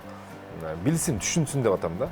Ушул аялдын орду кандай экенин, алар жанагындай мойнуна эки дөңгөлөк тасып алып, кордуп көрсөтүү бул бизге жат көрүнүштөрдүн бири болсо керек. Бул мен өзүмдүн оюмча бул аялдын андай эмеси бул эркектердин күнөөсү деп ойлойм да. Эгер мисалы аялды аябай мактап, аялды аябай даңтап турсаң, ал кантип эле сага сенин көзүң оймок эле дегендей да. Бирок ошого да жараша бул кызды үйдөн чыгып атканда эле эне тарбиялап бериш керек эле да. Мисалы мени апам берип атканда айтат: "Ай, алчу эр мени албайт, сени алат кокуй. Ичпей эле, ашпай эле, антип деп айланайын, төпөштөп эле жашап аткар да. Мен азыр апама айтам, тим эле бирөөгө кулчулукка бергендей эле даярдаптырсың депчи. Ошол сыяктуу ошондой эле кыттай куюп бериш керек болчу да. Ошондой эле мисалы бул биздин эме батадан кеткен да. Мисалы айтып атпайбызбы, кыздарга азыр деген сен өзүңдүн укугуңду бил, а десе ба де, мынтип мынтип кайра үйрөтүп атпайбызбы туура? Мүмкүн антпей сен барган жериңди гүлдөт, ошол жерге төрөп түшүп, ошол жерге бапыратып, тамагың жасап, өзүңдүн мисалы ар бир аялдын өзүнүн даамдуу тамак жасай турган наны болуш керек, же болбосо бир жакшы тааный турган жармасы болобу, тамагы болобу, ошол аялдын ошонун тамагын ичип келемин дей турган мындай бир жакшы нерселер болуш керек да. Анан эми биз дагы бири-бирибизди азыр мындай шылдыңдап, мисалы, ай сенин аялың базарда жүрөт, анан тиякта жүрөт, биякта жүрөт депчи. Мүмкүн ошону аялы күйөөсү экөө мындай келишимдеп, мисалы, мен азыр 2 саатта бул жерге барам, бул жерде мындай болот деген эчтекени жашырбай ачык нерсени кылганда мүмкүн андай нерселер болмок эмес да. Азыр мен көбүнчө мына менде да кыздар иштейт. Ал кыздарга айтам да, мындай өзүнүн тапкан акчасын өзүнө гана коротот да. Мен айтам да, баазыр күйөөңдө эми ишиң болбой атат, эми сен жардам берип тур. Анан мынтсеңер болот деп ошентип айтсаң, жок, ал өзүнүкүн өзү тапсын деп, же болбосо азыркы кыздардын сөзү боюнча алдыңбы бак дегендейчи, туурабы? Анан алны биз ошо ойлойм мен көбүн эсе ошо бала кезинен тарбиялаш керек болчу деп, жанагы баягы акмак улакка канча айтсаң агып калат, куймакка кулакка ыча куйсаң куйлуп калат дегендейчи. Анан биз көбүнчө баягы жаңыча жашоо жашайбыз деп атып, өзүбүздүн нукура стилибизди бузуп алганбыз да. Мүмкүн ошо табиятынан эркекти, мисалы, мен билгенден чоң энем кичинекей эркек баланын топусун да жерге койбойт эле да. Ошондой эле чоң кайненем, мисалы, бир жерге барганда, андай балдарыбыз кичинекей, анан бешиктен баланы чечип алчы деп, анан эне жөн эле барып келеличи десе, кой, аялдар чогулган жерде ичкен жегенибиз арам болуп калат, жок дегенде кичинекей болуп чуркап турсун бир эркек деп ошентчи эле да. Биз мүмкүн өзүбүз да аялдар ошо эркекти даңазалаганды коюп койгондорбуз да.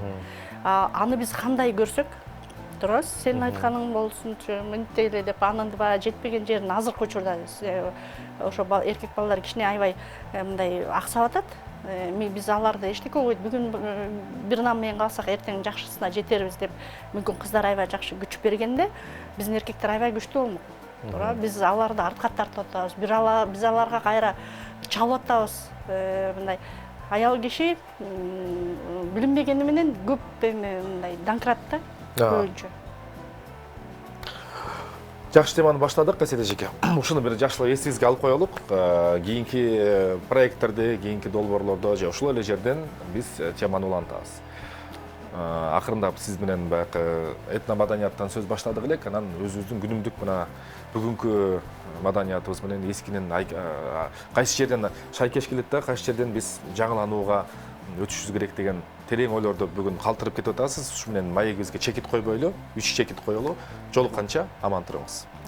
Биз болсо эфирибизди сөзсүз улантабыз. Бизде алдыда дагы меймандар келе жатат. Азыр болсо мен сиздердин эсиңизге салып кетейин. Көчөтүбүздүн баш көнөктөшү бул Имарат Прогресс курулуш компаниясы. Дал ушул курулуш компания учурда алмалуу сезон акциясын улантууда. Кимде ким Гранвилл, Астория турак жай комплекстеринен каалаган жерден батир алсаңыз, анда iPhone 12 Pro, MacBook Pro жана башка техникаларды бекер аласыз. Алган батириңизге көз каранды эмес, өзүңүз каалаган белекти ушул Имарат Прогресс компаниясынан алуу мүмкүнчүлүгү бар. Бизде алдыда дагы бир мейманыбыз келе жатат. Бир аздан кийин көрүшөбүз.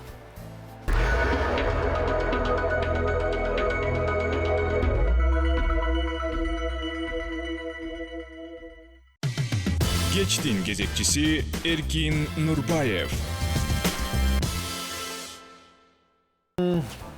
Маданият, эл, тагдыр, алардын шайкеш келген жери биздин өтмүшүбүз, учурчагыбыз жана келечегибизди Кыргызстандын көптөгөн изилдөөчүлөр изилдейт. Алардын катарында илимдер доктору Элмира Көчөмкулова, маданий антрополог, Борбордук Азия университетинин маданий мурастар жана гуманитардык илимдер бөлүмүнүн башчысы. Кош келипсиз, саламатсызбы? Арабаңыздар.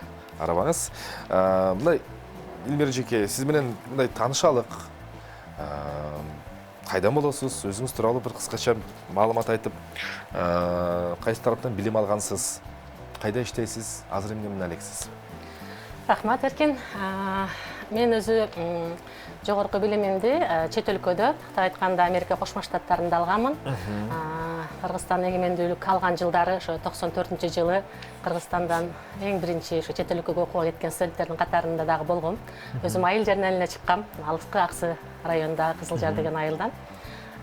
Бишкекке келип, Бишкек гуманитардык университетинде 2 жыл түркология факультетинде окугандан кийин ушундай бир мүмкүнчүлүк болуп калды. Америка Кошмо Штаттарынын Вашингтон штатында, Сиэтл деген шаарда жайгашкан Вашингтон университетинде ушундай бир ошол университет менен биздин БГУнун ортосунда бир алмашуу программасы түзүлүп калды. Ошол жакта иштеген, ушу Орто Азиянын маданиятын, тилдерин изилдеген түрколог профессор Илза Сертагатас деген айым. Ушул Орто Азиядан бизге студенттерди, мыкты студенттерден тандап жөнөтсөңүздөр. Анан алардын негизги талабы ал студенттер жакшы окуш керек, анан кыргыз тилинде, өз эне тилдеринде мыкты сүйлөш керек. Анан өзүнүн маданиятын чет өлкөлүктөргө, америкалыктарга тааныта билиш керек деген шарт койгон экен. Анан мен англисче билбесем дагы, Кыргызчаңыз сүйлөсөм дагы, комуз черти ырдап өнөрүм бар эле. Кыргызча жакшы билчүмүн, жакшы окуучумун. Анан конкурс жок эле. Бир добуштан мен мугалимдерим, студенттер ушу мен тандап жөнөтүшкөн. Ошол 94-жылы кетип, ошол жакта 1 жылга кеткем, бирок дагы да андан ары окуумду улантып, бакалавр. Жалпы 11 жыл болду. 11 жыл жүрүп келдим да. Албетте ал жылдар аралыгында Кыргызстанга келип кетип жүрдүм. Бирок билимди мисалы үчүн алгандан кийин дагы улантып, бакалаврда даражасына болдум. Анан сырткары андан кийин магистратура, анан докторантура программаларын, PhD программаларын аяктап, анан кайтып келдим. 2007-жылы кайтып келдим. 2007 жылдан бери турган жериңиз Кыргызстанда жүрөсүз. Кыргызстан, Бишкекте. Бишкекте. Маданий антрополог деген ким? Ал анын негизги изилдөө аянтчасы кайсы тармактарды камтыйт? Анан сиздин ошол бакалавр магистратураны тек коелду, анан сиздин өзүңүз докторлук илимий жумушуңуз кайсы теманы алкагында болду эле?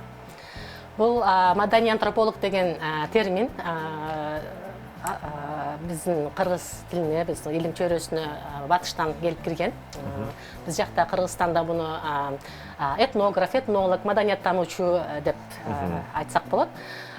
Бирок антропология илиминде именно ушул кыргыз маданиятына басым жасап, мен Кыргызстандан болгондуктан ал жака барганда Кыргызстанды америкалыктар такыр билчү эмес. Кыргыз деген сөздү, Кыргызстан деген мамлекет бар экенин ал убактары такыр билчү эмес. Студенттер дагы ошол университеттеги мугалимдер, америкалыктар жашагандар билчү эмес. Ошол элдерге Кыргызстан жөнүндө, Кыргызстандын маданияты, көчмөн маданияты, музыкалык маданияты жөнүндө айтып деп үйрөтүп жатып, мен ошол өзүмдүн кыргыз элимдин маданияты, тарыхы, музыкалык өнөрү тууралуу, озик чыгармачылыгы тууралуу мен көп нерсени өзүм да үйрөнүм да, ошолорго айтып, үйрөтүп атыпчы.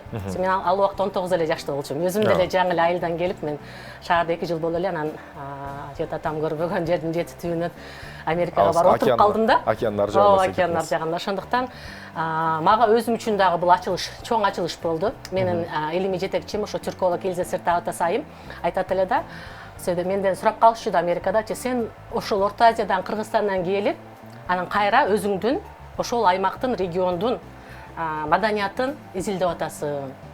Америкага келип изилдеп атасың. Абдан кызык экен деп сурап калышты да. Анан мен дагы ооба абдан кызык, эмне үчүн мен бул жака келип кайра эле өзүмдүн элимдин, жеримдин маданиятын изилдеп атам. Анан мага профессорум айтат эле да, жетекчим.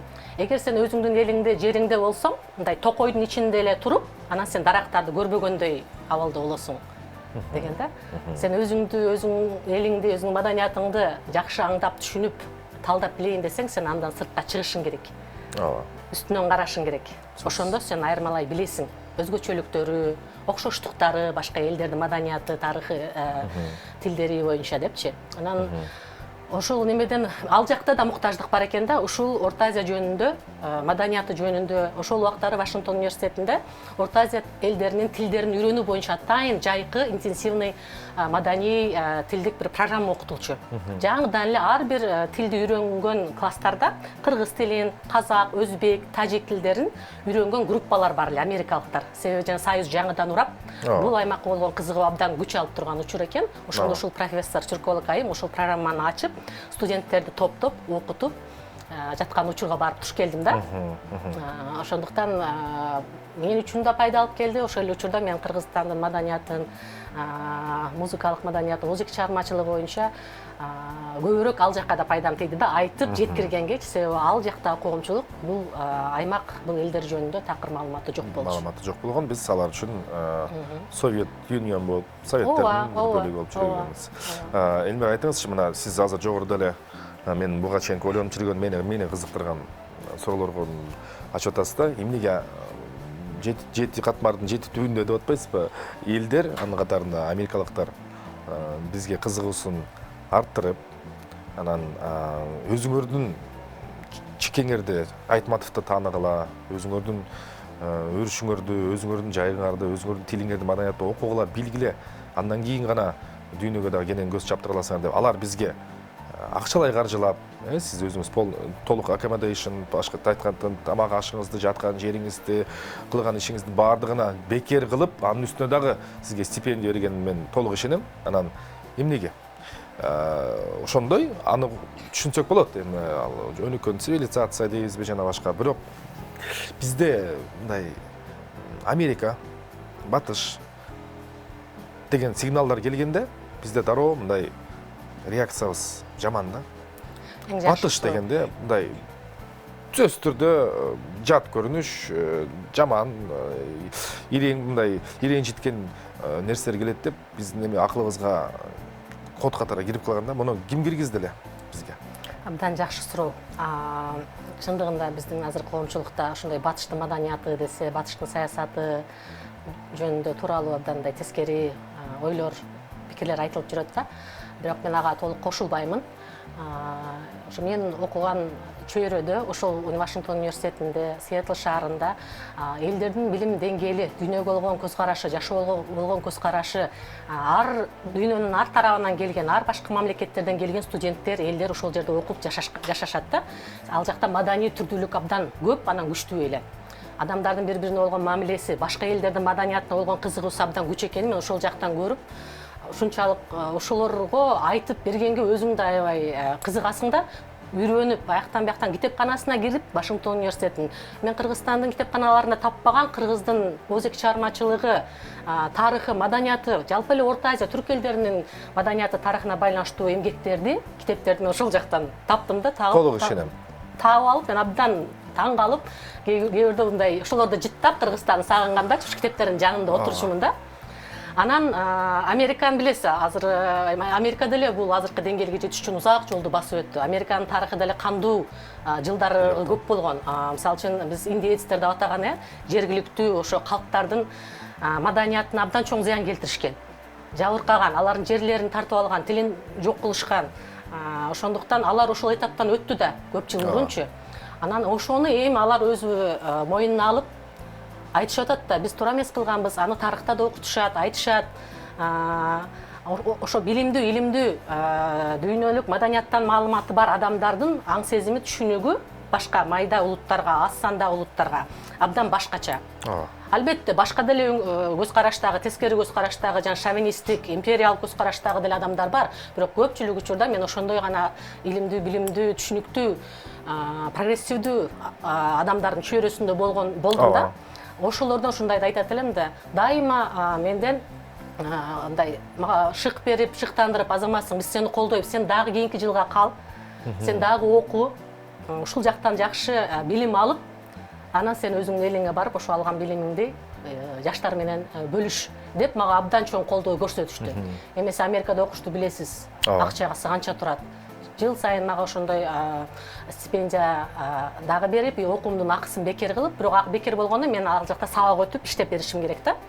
Ошондой шарттарды түзүп берип атканда мен аягына чейин окуумду бүтүрүп, демек сизди Америкадан кайрадан Кыргызстанга жөнөтүп атканда мындай барып элиңди бузуп кел, иритип кел деп эч ким жөнөткөн жок да, туурабы? Жок. Тескерисинче байып келдиңиз. Ооба. Эң сон. Элмира айым, сиз учурда каякта иштеп атасыз? Мен азыр негизги жумушуңуз? Негизги жумушум келгенден бери бир жерде иштеп атам. Мага ишим жагат абдан. Борбордук Азия университети, бул Агахан өнүктүрүү тармагы деген чоң бир эл аралык уюмга карайт. Бул университет эл аралык университет, светский деп айтабызбы, дүйнөбүй дейбизби, диний эмес университет. Анча-мынча билгендер буну билет. Биздин кампусубуз бул өзгөчө уникалдуу университет эмеси менен. Биз чоң-чоң ири шаарларга курбастан университеттин кампустарын алыскы тоолуу аймактарга кампус курганбыз. Анын бири Кыргызстанда, Нарын шаарында кампусубуз бар. Анан Тажикстанда Тоолуу Бадахшан автономиялуу облусунун Корок деген шаарында абдан тоолуу алыскы шаар болот. Ошол жакта ачканбыз. Үчүнчү кампусубуз Казакстандын Текели деген тоолуу району бар, Талдык Курган областында. Ошол жака ачылат деп пландаштырып жатышат. Бирок акыркы 4 жылдан бери биздин кампусубуз, эки кампусубуз 2016 жылдан бери иштеп келатат, ушу Тажикстан менен Кыргызстанда. Бул университеттин миссиясы дагы мындай башкача да, өзгөчө. Өзү расмий түрдө 2000 жылы Бириккен Улуттар уюмунда катталып ачылганы менен кампусту ачуу процесси, окууга кабыл алуу процесси бир топ убакытты талап кылды. Себеби булар абдан сапаттуу, бардык жагынан төп келишкен бир эл аралык стандарттарга ылайык келген университетти билим берүү деңгээлин алып келели деп аракет кылышты. Ошондуктан убакытты көбүрөөк талап кылып калды. Бирок университетибиз учурда буюрса кийинки жылы биринчи бүтүрүүчүлөрүбүздү чыгарабыз. Рахмат. Күтүп атабыз. Ошол университетте бул миссиясынын негизги багыты ошол алыскы тоолуу аймактарда жашаган элдердин социалдык экономикалык абалын жакшыртуу менен бирге ал жерде жашаган элдердин бай маданий мурастарын сактоого жана андан ары өнүктүрүүгө, кийинки муундарга өткөрүп берүүгө көмөк көрсөтүү деген бир өзгөчө бир миссияны аркалайт да. Мен да Америкадан ошо бүтүрүп келатканда булар өздөрү мага чакырышты. Бизде ушундай маданий мурастарды сактоо, өнүктүрүү боюнча бир атайын багытыбыз бар. Ушул жака келип бизге жардам бер, иштеп бер дегенден мен макулдап өзүм итагиле келгим келип турган. Бүкүлдөп иштеп атасыз ошондо. Мени күтүп тургандай болду. Ошо келгенден бери ушул бөлүмдү баштап башында элин изилдөөчү катары эле келдим. Кийин анан ушу акырындап бөлүмдүн иштерин жанданып жетекчи болуп, азыр Тажикстанда, Кыргызстанда көбүрөөк иштерди алып барып келатабыз. Эки өлкөнүн ортосунда миссия бир. Ооба. Элмира айым, сиз менен дагы азыр кененирээк таанышабыз. Сиздин энергияңызга байып атабыз. Сиз биздин студияга өзгөчө өзүңүздүн мончоктор менен кошо өзүңүздүн энергияңызды кошо алып келдиңиз бизге. Биз азыр сиз менен биздеги таланттуу дизайнерлер, моушн дизайнер деп коет, анимация кылган биздин ошо жаратман досторубуз бар. Тентек деп өздөрүнүн группасын, ошо чыгармачылык тобун Тентек деп аташкан. Тентек биз депчи. Бирок кылган иштерин көрсөңүз көзүңүз суктанат деп ишенебиз. Чогуу көрөлү сиз менен. Бул жолу кеп эне сайлык кыргыздар тууралуу болот. Ошону чогуу көрөлү. Келиңиз.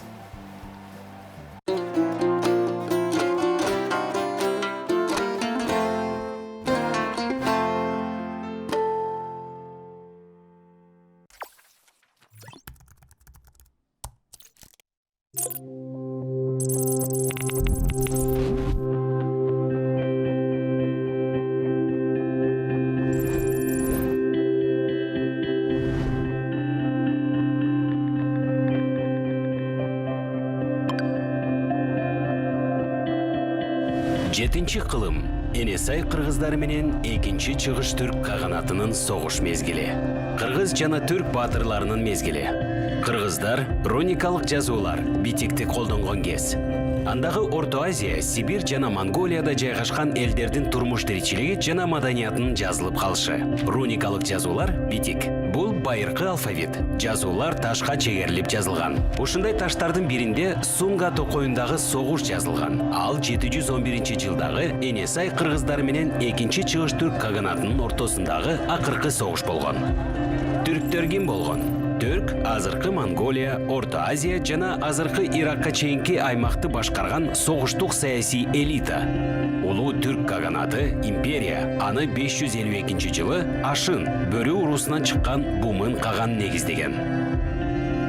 Көчмө мамлекеттер ар дайым оң жак, чыгыш жана сол жак батыш түзүмдөрүн колдонушкан. Түрктөр Орто Азияга келип отурукташып баштаганда башкарууну оң жана сол жак кылып экиге бөлүшкөн. Сол жак Орто Азия болсо, оң жак Алтай, Монголия жана Түндүк Кытай болгон. Бумын жалпы түрк каганы болуп турганда, анын иниси Истеми каганаттын батыш бөлүгүн башкарган. Азыркы Токмок шаарына жакын жерде батыш түрктөрдүн борбору Суяб шаары болсо, батыштын башкаруучусу Истеминин ордосу Талас өрөөнүндө жайгашкан. Истеми каганат менен достошуу үчүн Ирандан жана Византиядан элчилер келип турушкан. 603-жылы чыр чатак чыгып, оң жак менен сол жак бөлүнүшүп, бирдиктүү болбой калган. Энесайдык кыргыздар Борбордук Азия аймагына үстөмдүк кылууга умтулуусу башталганда, алар чыгыш түрктөрү оң жак менен согуша баштайт. Түрктөр Тан империясына каршы туруш үчүн түндүк тараптагы согушчан кошуналарын кыргыздарды жоготуу керек эле. 703-жылы кыргыздарга жасаган жортуулуу ийгиликсиз болуп, жыйынтыгында тынчтык келишимге келишет. Түрктөрдүн каганы капаган Элтерис кагандын кичүү иниси Барспекти кыргыз каганы катары таанып, ага өзүнүн агасынын маркум агасы Элтерис кагандын кызын турмушка чыгарат. Барспек ажо чыгыш түрктөрүнө каршы туруу үчүн коалиция түзөт. Түрктөр бир эле мезгилде 3 мамлекет менен согуш жүргүзө албастыгын түшүнүп, кыргыздарга каршы чоң жортуулга чыгат. Түрк каганы капаган 710-711 жылдардын кышында өзүнүн мыкты генералы Култегинди жөнөтөт. Жортуул абдан жашыруун болот. Кышында Энесайда кар 80 сантиметрге чейин калың түшкөндүктөн жол жок десек болот. Ошондуктан кыргыздар кышында душман кол салат деп күткөн эмес. Болгону Саян Алтай тоолорунан Энесайга баруучу өтмөлөрдү гана кайтарууга алышкан эле. Чыгыш түрктөрү жергиликтүүлөрдөн бирөөнү сатып алат. Ал коопсуз өтө турган жолдорду көрсөтүп берет. Душмандар ал жолдор менен өтүшүп, бейкапар жаткан кыргыздарга кол салат. Уруулар бири-биринен бөлүнүп калышат. Ошондуктан ар бир уруу өз алдынча аз сандагы кол менен түрктөргө каршы салгылашат. Биз кыргыздарга түн ичинде эл уйкуда жатканда кол салдык, найзалар менен жол салдык деп кайсы бир руни жазууларында айтылат. Бул жакта ак карлуу ашуулардан найзалар менен жол ачкан айтылат. Барспек ажо кыргыздардын калган күчүн чогултуп, Сунга токоюнда согушуп, Култегинге жеңилип калат.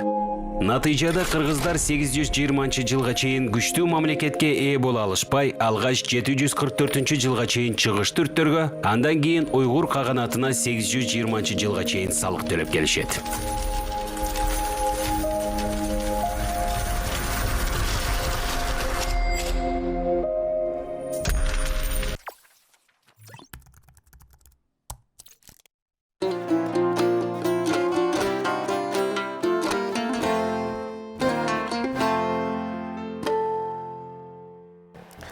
Элмира айым экөөбүз көрүп алып абдан жакты. Мен бул жигиттердин жумушун көптөн бери көрүп жүрөм. Анан кийинчерээк өзүм издеп таанышып да калдык, чогуу иштешип да калдык.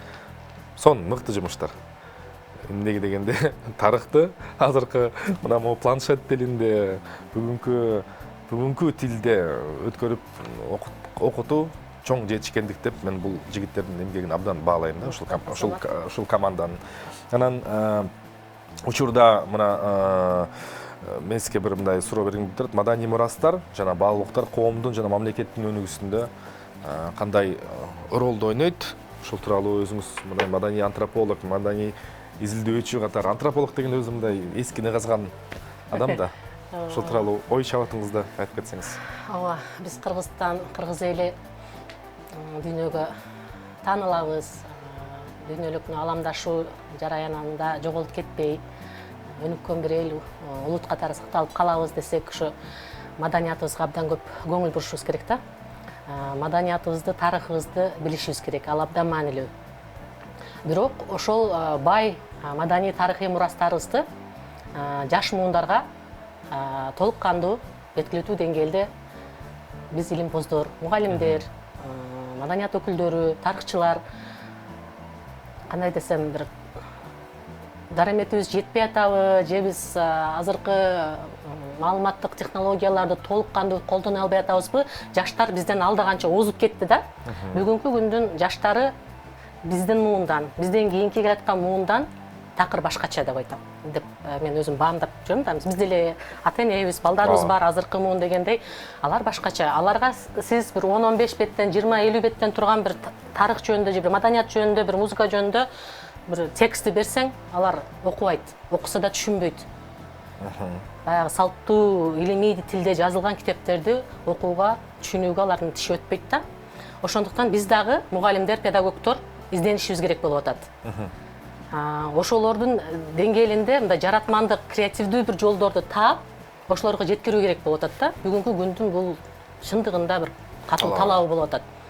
Ошондуктан биз азыркы маалыматтык технологияларды мыкты билген, программа жазган, ойлору дүйнөлүк деңгээлде ойлоно алган, башка өнүккөн өлкөлөрдө кандай иш-чаралар жүрүп аткан болсо, ошолордон маалыматы бар, кабардар болгон ушундай жаштар менен чогуу иштешибиз керек да, тыгызчы. Ошолор, мисалы үчүн биз аларга мындай кеңешчи катары биз контент берсек, алар ошол маалыматты тиги жаштарга жеткизип бере турган бир жолун тааныйт, билишет да аларчы, өз курагындагы балдардын түшүнүүгү, тилин түшүнөт. Ошондуктан ошол аябай зарыл болуп турат. Азыр контент жактыбы сизге?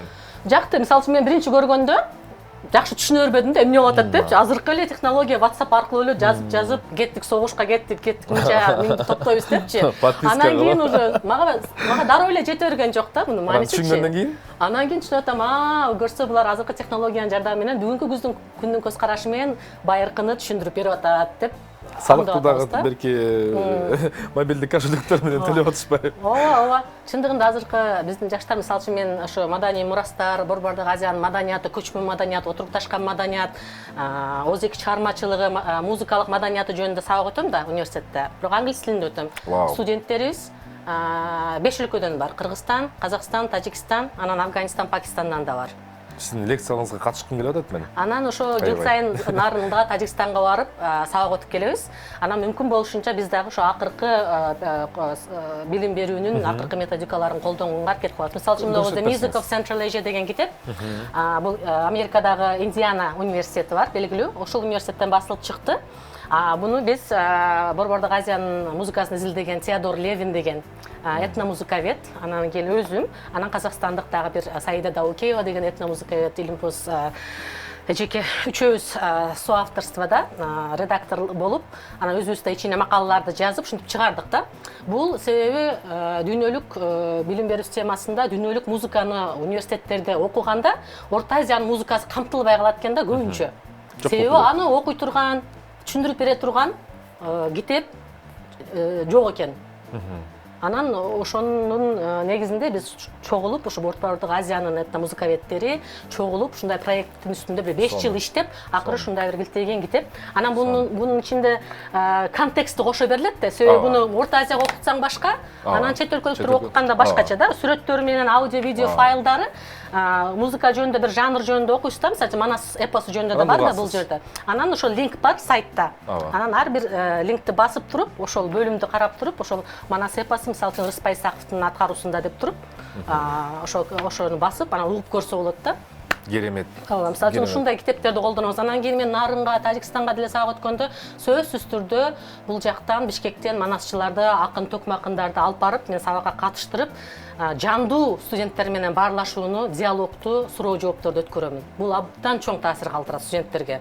Ушул Кыргызстанда канча жыл жашап жүргөн өзүбүздүн эле шаардык балдар, же болбосо региондон келген балдар Манасты жандуу түрдө укпагандары көп да дагы делечи. Телевизордон, Аябай радиодон көп. угат. Абдан Аябай көп. Анан жандуу уккан, бул баарлашкан манасчылар менен ушу маданиятты алып жүрүүчүлөр менен такыр башкача таасир калтырат. Эсинде калат ал. Албетте. Уган миң уккандан бир көргөн дегенсиз. Ооба. Алдыгы китебиңиз мага абдан жагып атат. Силерге Керемет. китепканыңарга Керемет. бизден белек катары калтырып кетет. Чоң рахмат. Шуну Чоң кое рахмат. аласыңар. Бул өзгөчө чоң эмгек болуп тур. Өзүнүн салмагы дагы, колдогу салмагы да оор экен. Анан мына чоңураак кылып көрсөтүп коелу. Себеп дегенде бир китептин кандай болуп жаралышын Бул абдан чоң эмгекти Эмгек, абдан күчтүү чоң эмгек. талап кылды да. Азаматсыздар. Эми. Анан ушул жана сурооңду толуктап кетсем, ошо коомдун өнүгүшүнө, мамлекеттин өнүгүшүнө, ошо биздин маданий мурастарыбыз, тарыхый мурастарыбыз, баалуулуктарыбыз жалпы эле кандай салым кошот деп. Эмне үчүн ушулар керек деп. Себеби биз маданият дегенде, маданий мурас дегенде эле көбүнчө эски, мындан ары колдонулбай калган, музейлерде сакталган, китептерде жазылып калган деген эле мындай түшүнүктүү калыптанып калган да көпчүлүк элдечи. Буну сакташ керек депчи. Ооба, туура сакташ керек. Бирок аны биз бүгүнкү турмушубузда колдонуп, андан ары ыңгайлаштырып жашообузга пайдаланбасак, анда ал өлүк бойдон калып калат. Бир музейде эле тура берет да.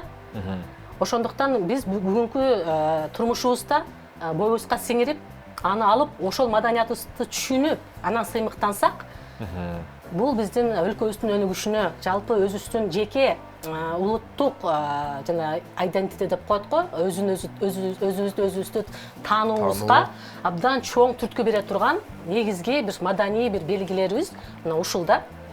Биздин тилибиз, биздин тарыхыбыз, биздин музыкалык өнөрүбүз, мына ушул сыяктуу да. Биздин жанагы ата бабалардан калган акыл насаат, философиялык маанидеги бай озеки чыгармачылыгыбыз. Анын ичинде албетте эпикалык мурастарыбыз эң алдыңкы орундарда турат деп эсептейм. Ошондуктан мамлекеттик өнүгүүсүндө мамлекет буга абдан көңүл бөлүш керек. Албетте биз Кыргызстанда көп улуттун өкүлдөрү жашайт. Анын ичинде көбүрөөгү биз кыргыздарбыз. Ошондо маданий саясатты дагы, мамлекеттик идеологияны дагы абдан мындай акылмандык менен башка улуттар биздин маданиятыбызды жек көрбөгөндөй кылып бир маданий саясатты жүргүзүшүбүз керек да. Маданий көптүрдүүлүк деген сөзсүз улуттук өзгөчөлүктөрдү да кошо алып жүрүш керек. Булар экөө бири-бирине эч качан карама-каршы келбеш керек. Азыр дүйнөдө, жалпы ааламда кантип ар башка тилде сүйлөгөн, ар башка маданиятка ээ болгон, динге ээ болгон элдер бири-биринин айырмачылыктарына, өзгөчөлүктөрүнө карабай кантип ынтымакта, тынчтыкта жашаш керек деген суроо азыр негизги орунда турат да. Кантип биз ушу ынтымакта жашайбыз? Тилибиз башка болсо деле, маданиятыбыз башка болсо деле, бир жалпы адамдык баалуулуктарды сактап, бири-бирибизге мындай сый мамиледе болуп, кантип чогуу өнүгүп кете алабыз? Мына ушул суроо азыр кабыргасынан коюлуп атат бүт жакта. Дүйнө жүзүндөгү көпчүлүк мындай көйгөйлөр, конфликттер, уруштар көбүнчө ушундай диндин негизинде да келип чыгып атат көпчүлүк жердечи. Ошондо ушунун баардыгынын түйүндө, түпкүлүгүндө ушу билим берүү, туура билим берүү, жаш муундарды туура бир нерселерге багыттоо. Себеби бул түркөйлүк, маданий караңгылык, диний жактан караңгылык бул дүйнөдө элдерди жалпы эле мындай адамзатты бир туңгуюкка каптай турган нерсе да. Ошондуктан бир маданий агартуучулук иштер, жалпы билим берүү, бир эле өзүңдүн кимдигиңди билбестен эки жакка да чыгып көрүп, биз тилибизди, маданиятыбызды канчалык сүйүп, сыймыктансак, башка эл, башка улут дагы өздөрүнүн тилин, маданиятын ошондой чын дилинен сүйүп, сыймыктанат. Ошону биз сыйлашыбыз керек. Биздин элдер эч качан бири-бирине маданиятын таңоолабаш керек. Мына ушундай маданий бир жакшы саясатты бардык элдер, анын ичинде Кыргызстан жүргүзүшүбүз керек деп ойлоймун. Деген ойын билдирет илимдер доктору Эльмира Көчөмкулова. Мен билип турам, сезип турам. Азыр биз экөөбүз маегибизди тереңдете берсек, кечкирет дагы таң атат. Сиздин билим казынаңызга мен толук ишенип, суу саптап турам бир четинен. Анан бушул студиядан дагы күтөбүз сизди, башка долбоорлордон күтөбүз. Нарын Тажикстан ара сырада мына Бишкекке келип, ушундай медиа аркылуу өзүңүздү да, өзүңүздүн ойлоруңузду да ушундай тарап жүрүшүңүзгө күтөбүз сизди. Ийгиликтер коштосун. Кийинки жылы бүтүрүүчүлөр деп атасыз. Мына келе жаткан 2021-жылы сиз үчүн чоң жакшы бир жышаан болот. Өзүңүз толкунданасыз. Келе жаткан долбоорлоруңузга, кылып аткан иштериңизге ийгилик коштосун. иш күнүн кечи биз сизде ар дайым эшигибиз сиз үчүн ачык. Рахмат. Китебиңиз үчүн өзгөчө чоң рахмат. Рахмат. Анан сырткарда башка темалар боюнча сүйлөшкөнгө убакыт болбой калды. Азыр убактыбыз Бул бир аз китептарды тарап дагы калды. силерге таштап кетем. Жарайт. Сөзүмдүн аягында сиздерге дагы атайын эфир бөлүп, ушу бизге окшогон илимпоздор, билим изилдөөчүлөрдү дагы ушу эфириңерге кошуп, биздин жасап аткан иштерибиз жөнүндө бир маалымат алып элге жарыялаганыңыздар бул абдан жакшы жишан. Келечекте дагы ушундай маданиятты изилдеген, маданият үчүн күйгөн, анын жолдорун сактоонун, улантуунун жолдорун билген ушундай инсандарды көбүрөөк чакырсаңыздар, анан жаңы долбоор баштапсыздар. ТВ1 KG каналы абдан жакшы, мыкты, актуалдуу темаларды козгоп, жакшы конокторду чакырасыздар. Ушул жаңы баштаган долбооруңуздагы ийгилик каалаймын. Рахмат. Кыргыз тилинде көбүрөөк көрсөтүүлөр болушун каалаймын. Аракет кылып Кийин атабыз. дагы чакырсаңыздар, башка темалар боюнча дагы келип маек Сөзсүз куруп, түрдө, билгениңизди, сөзсүз түрдө. көргөнүңүздү айтып берүүгө Чоң даярбыз. рахмат, чоң рахмат. Ишиңизге ийгилик болсун. Биз болсо эфирибиздин жыйынтыктоочу бөлүгүндө дагы бир жолу өзүбүздүн өнөктөштөрүбүздү айтып келбесек болбойт. Бул Имарат Прогресс курулуш компаниясы учурда алмалуу сезон акциясын өткөрөт. Сиздер дал ушул курулуш компаниясынан каалаган батирди алсаңыздар, сиз каалаган белек, тагыраак айтканда iPhone, iPad продукциялары жана башка техникалык буюм каражаттар алсаңыздар болот. Азыр бизде жарнама, андан кийин мен сөзсүз түрдө өзүм чыгып, сиздерди кучактап эфир аркылуу коштошобуз. Азырынча көрүшөбүз.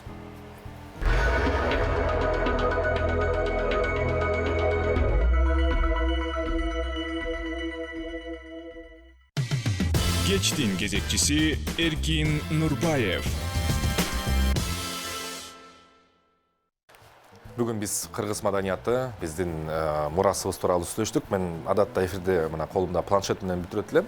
Колумда планшет, электроника, аспаптар. Азыр болсо колумда китеп турат.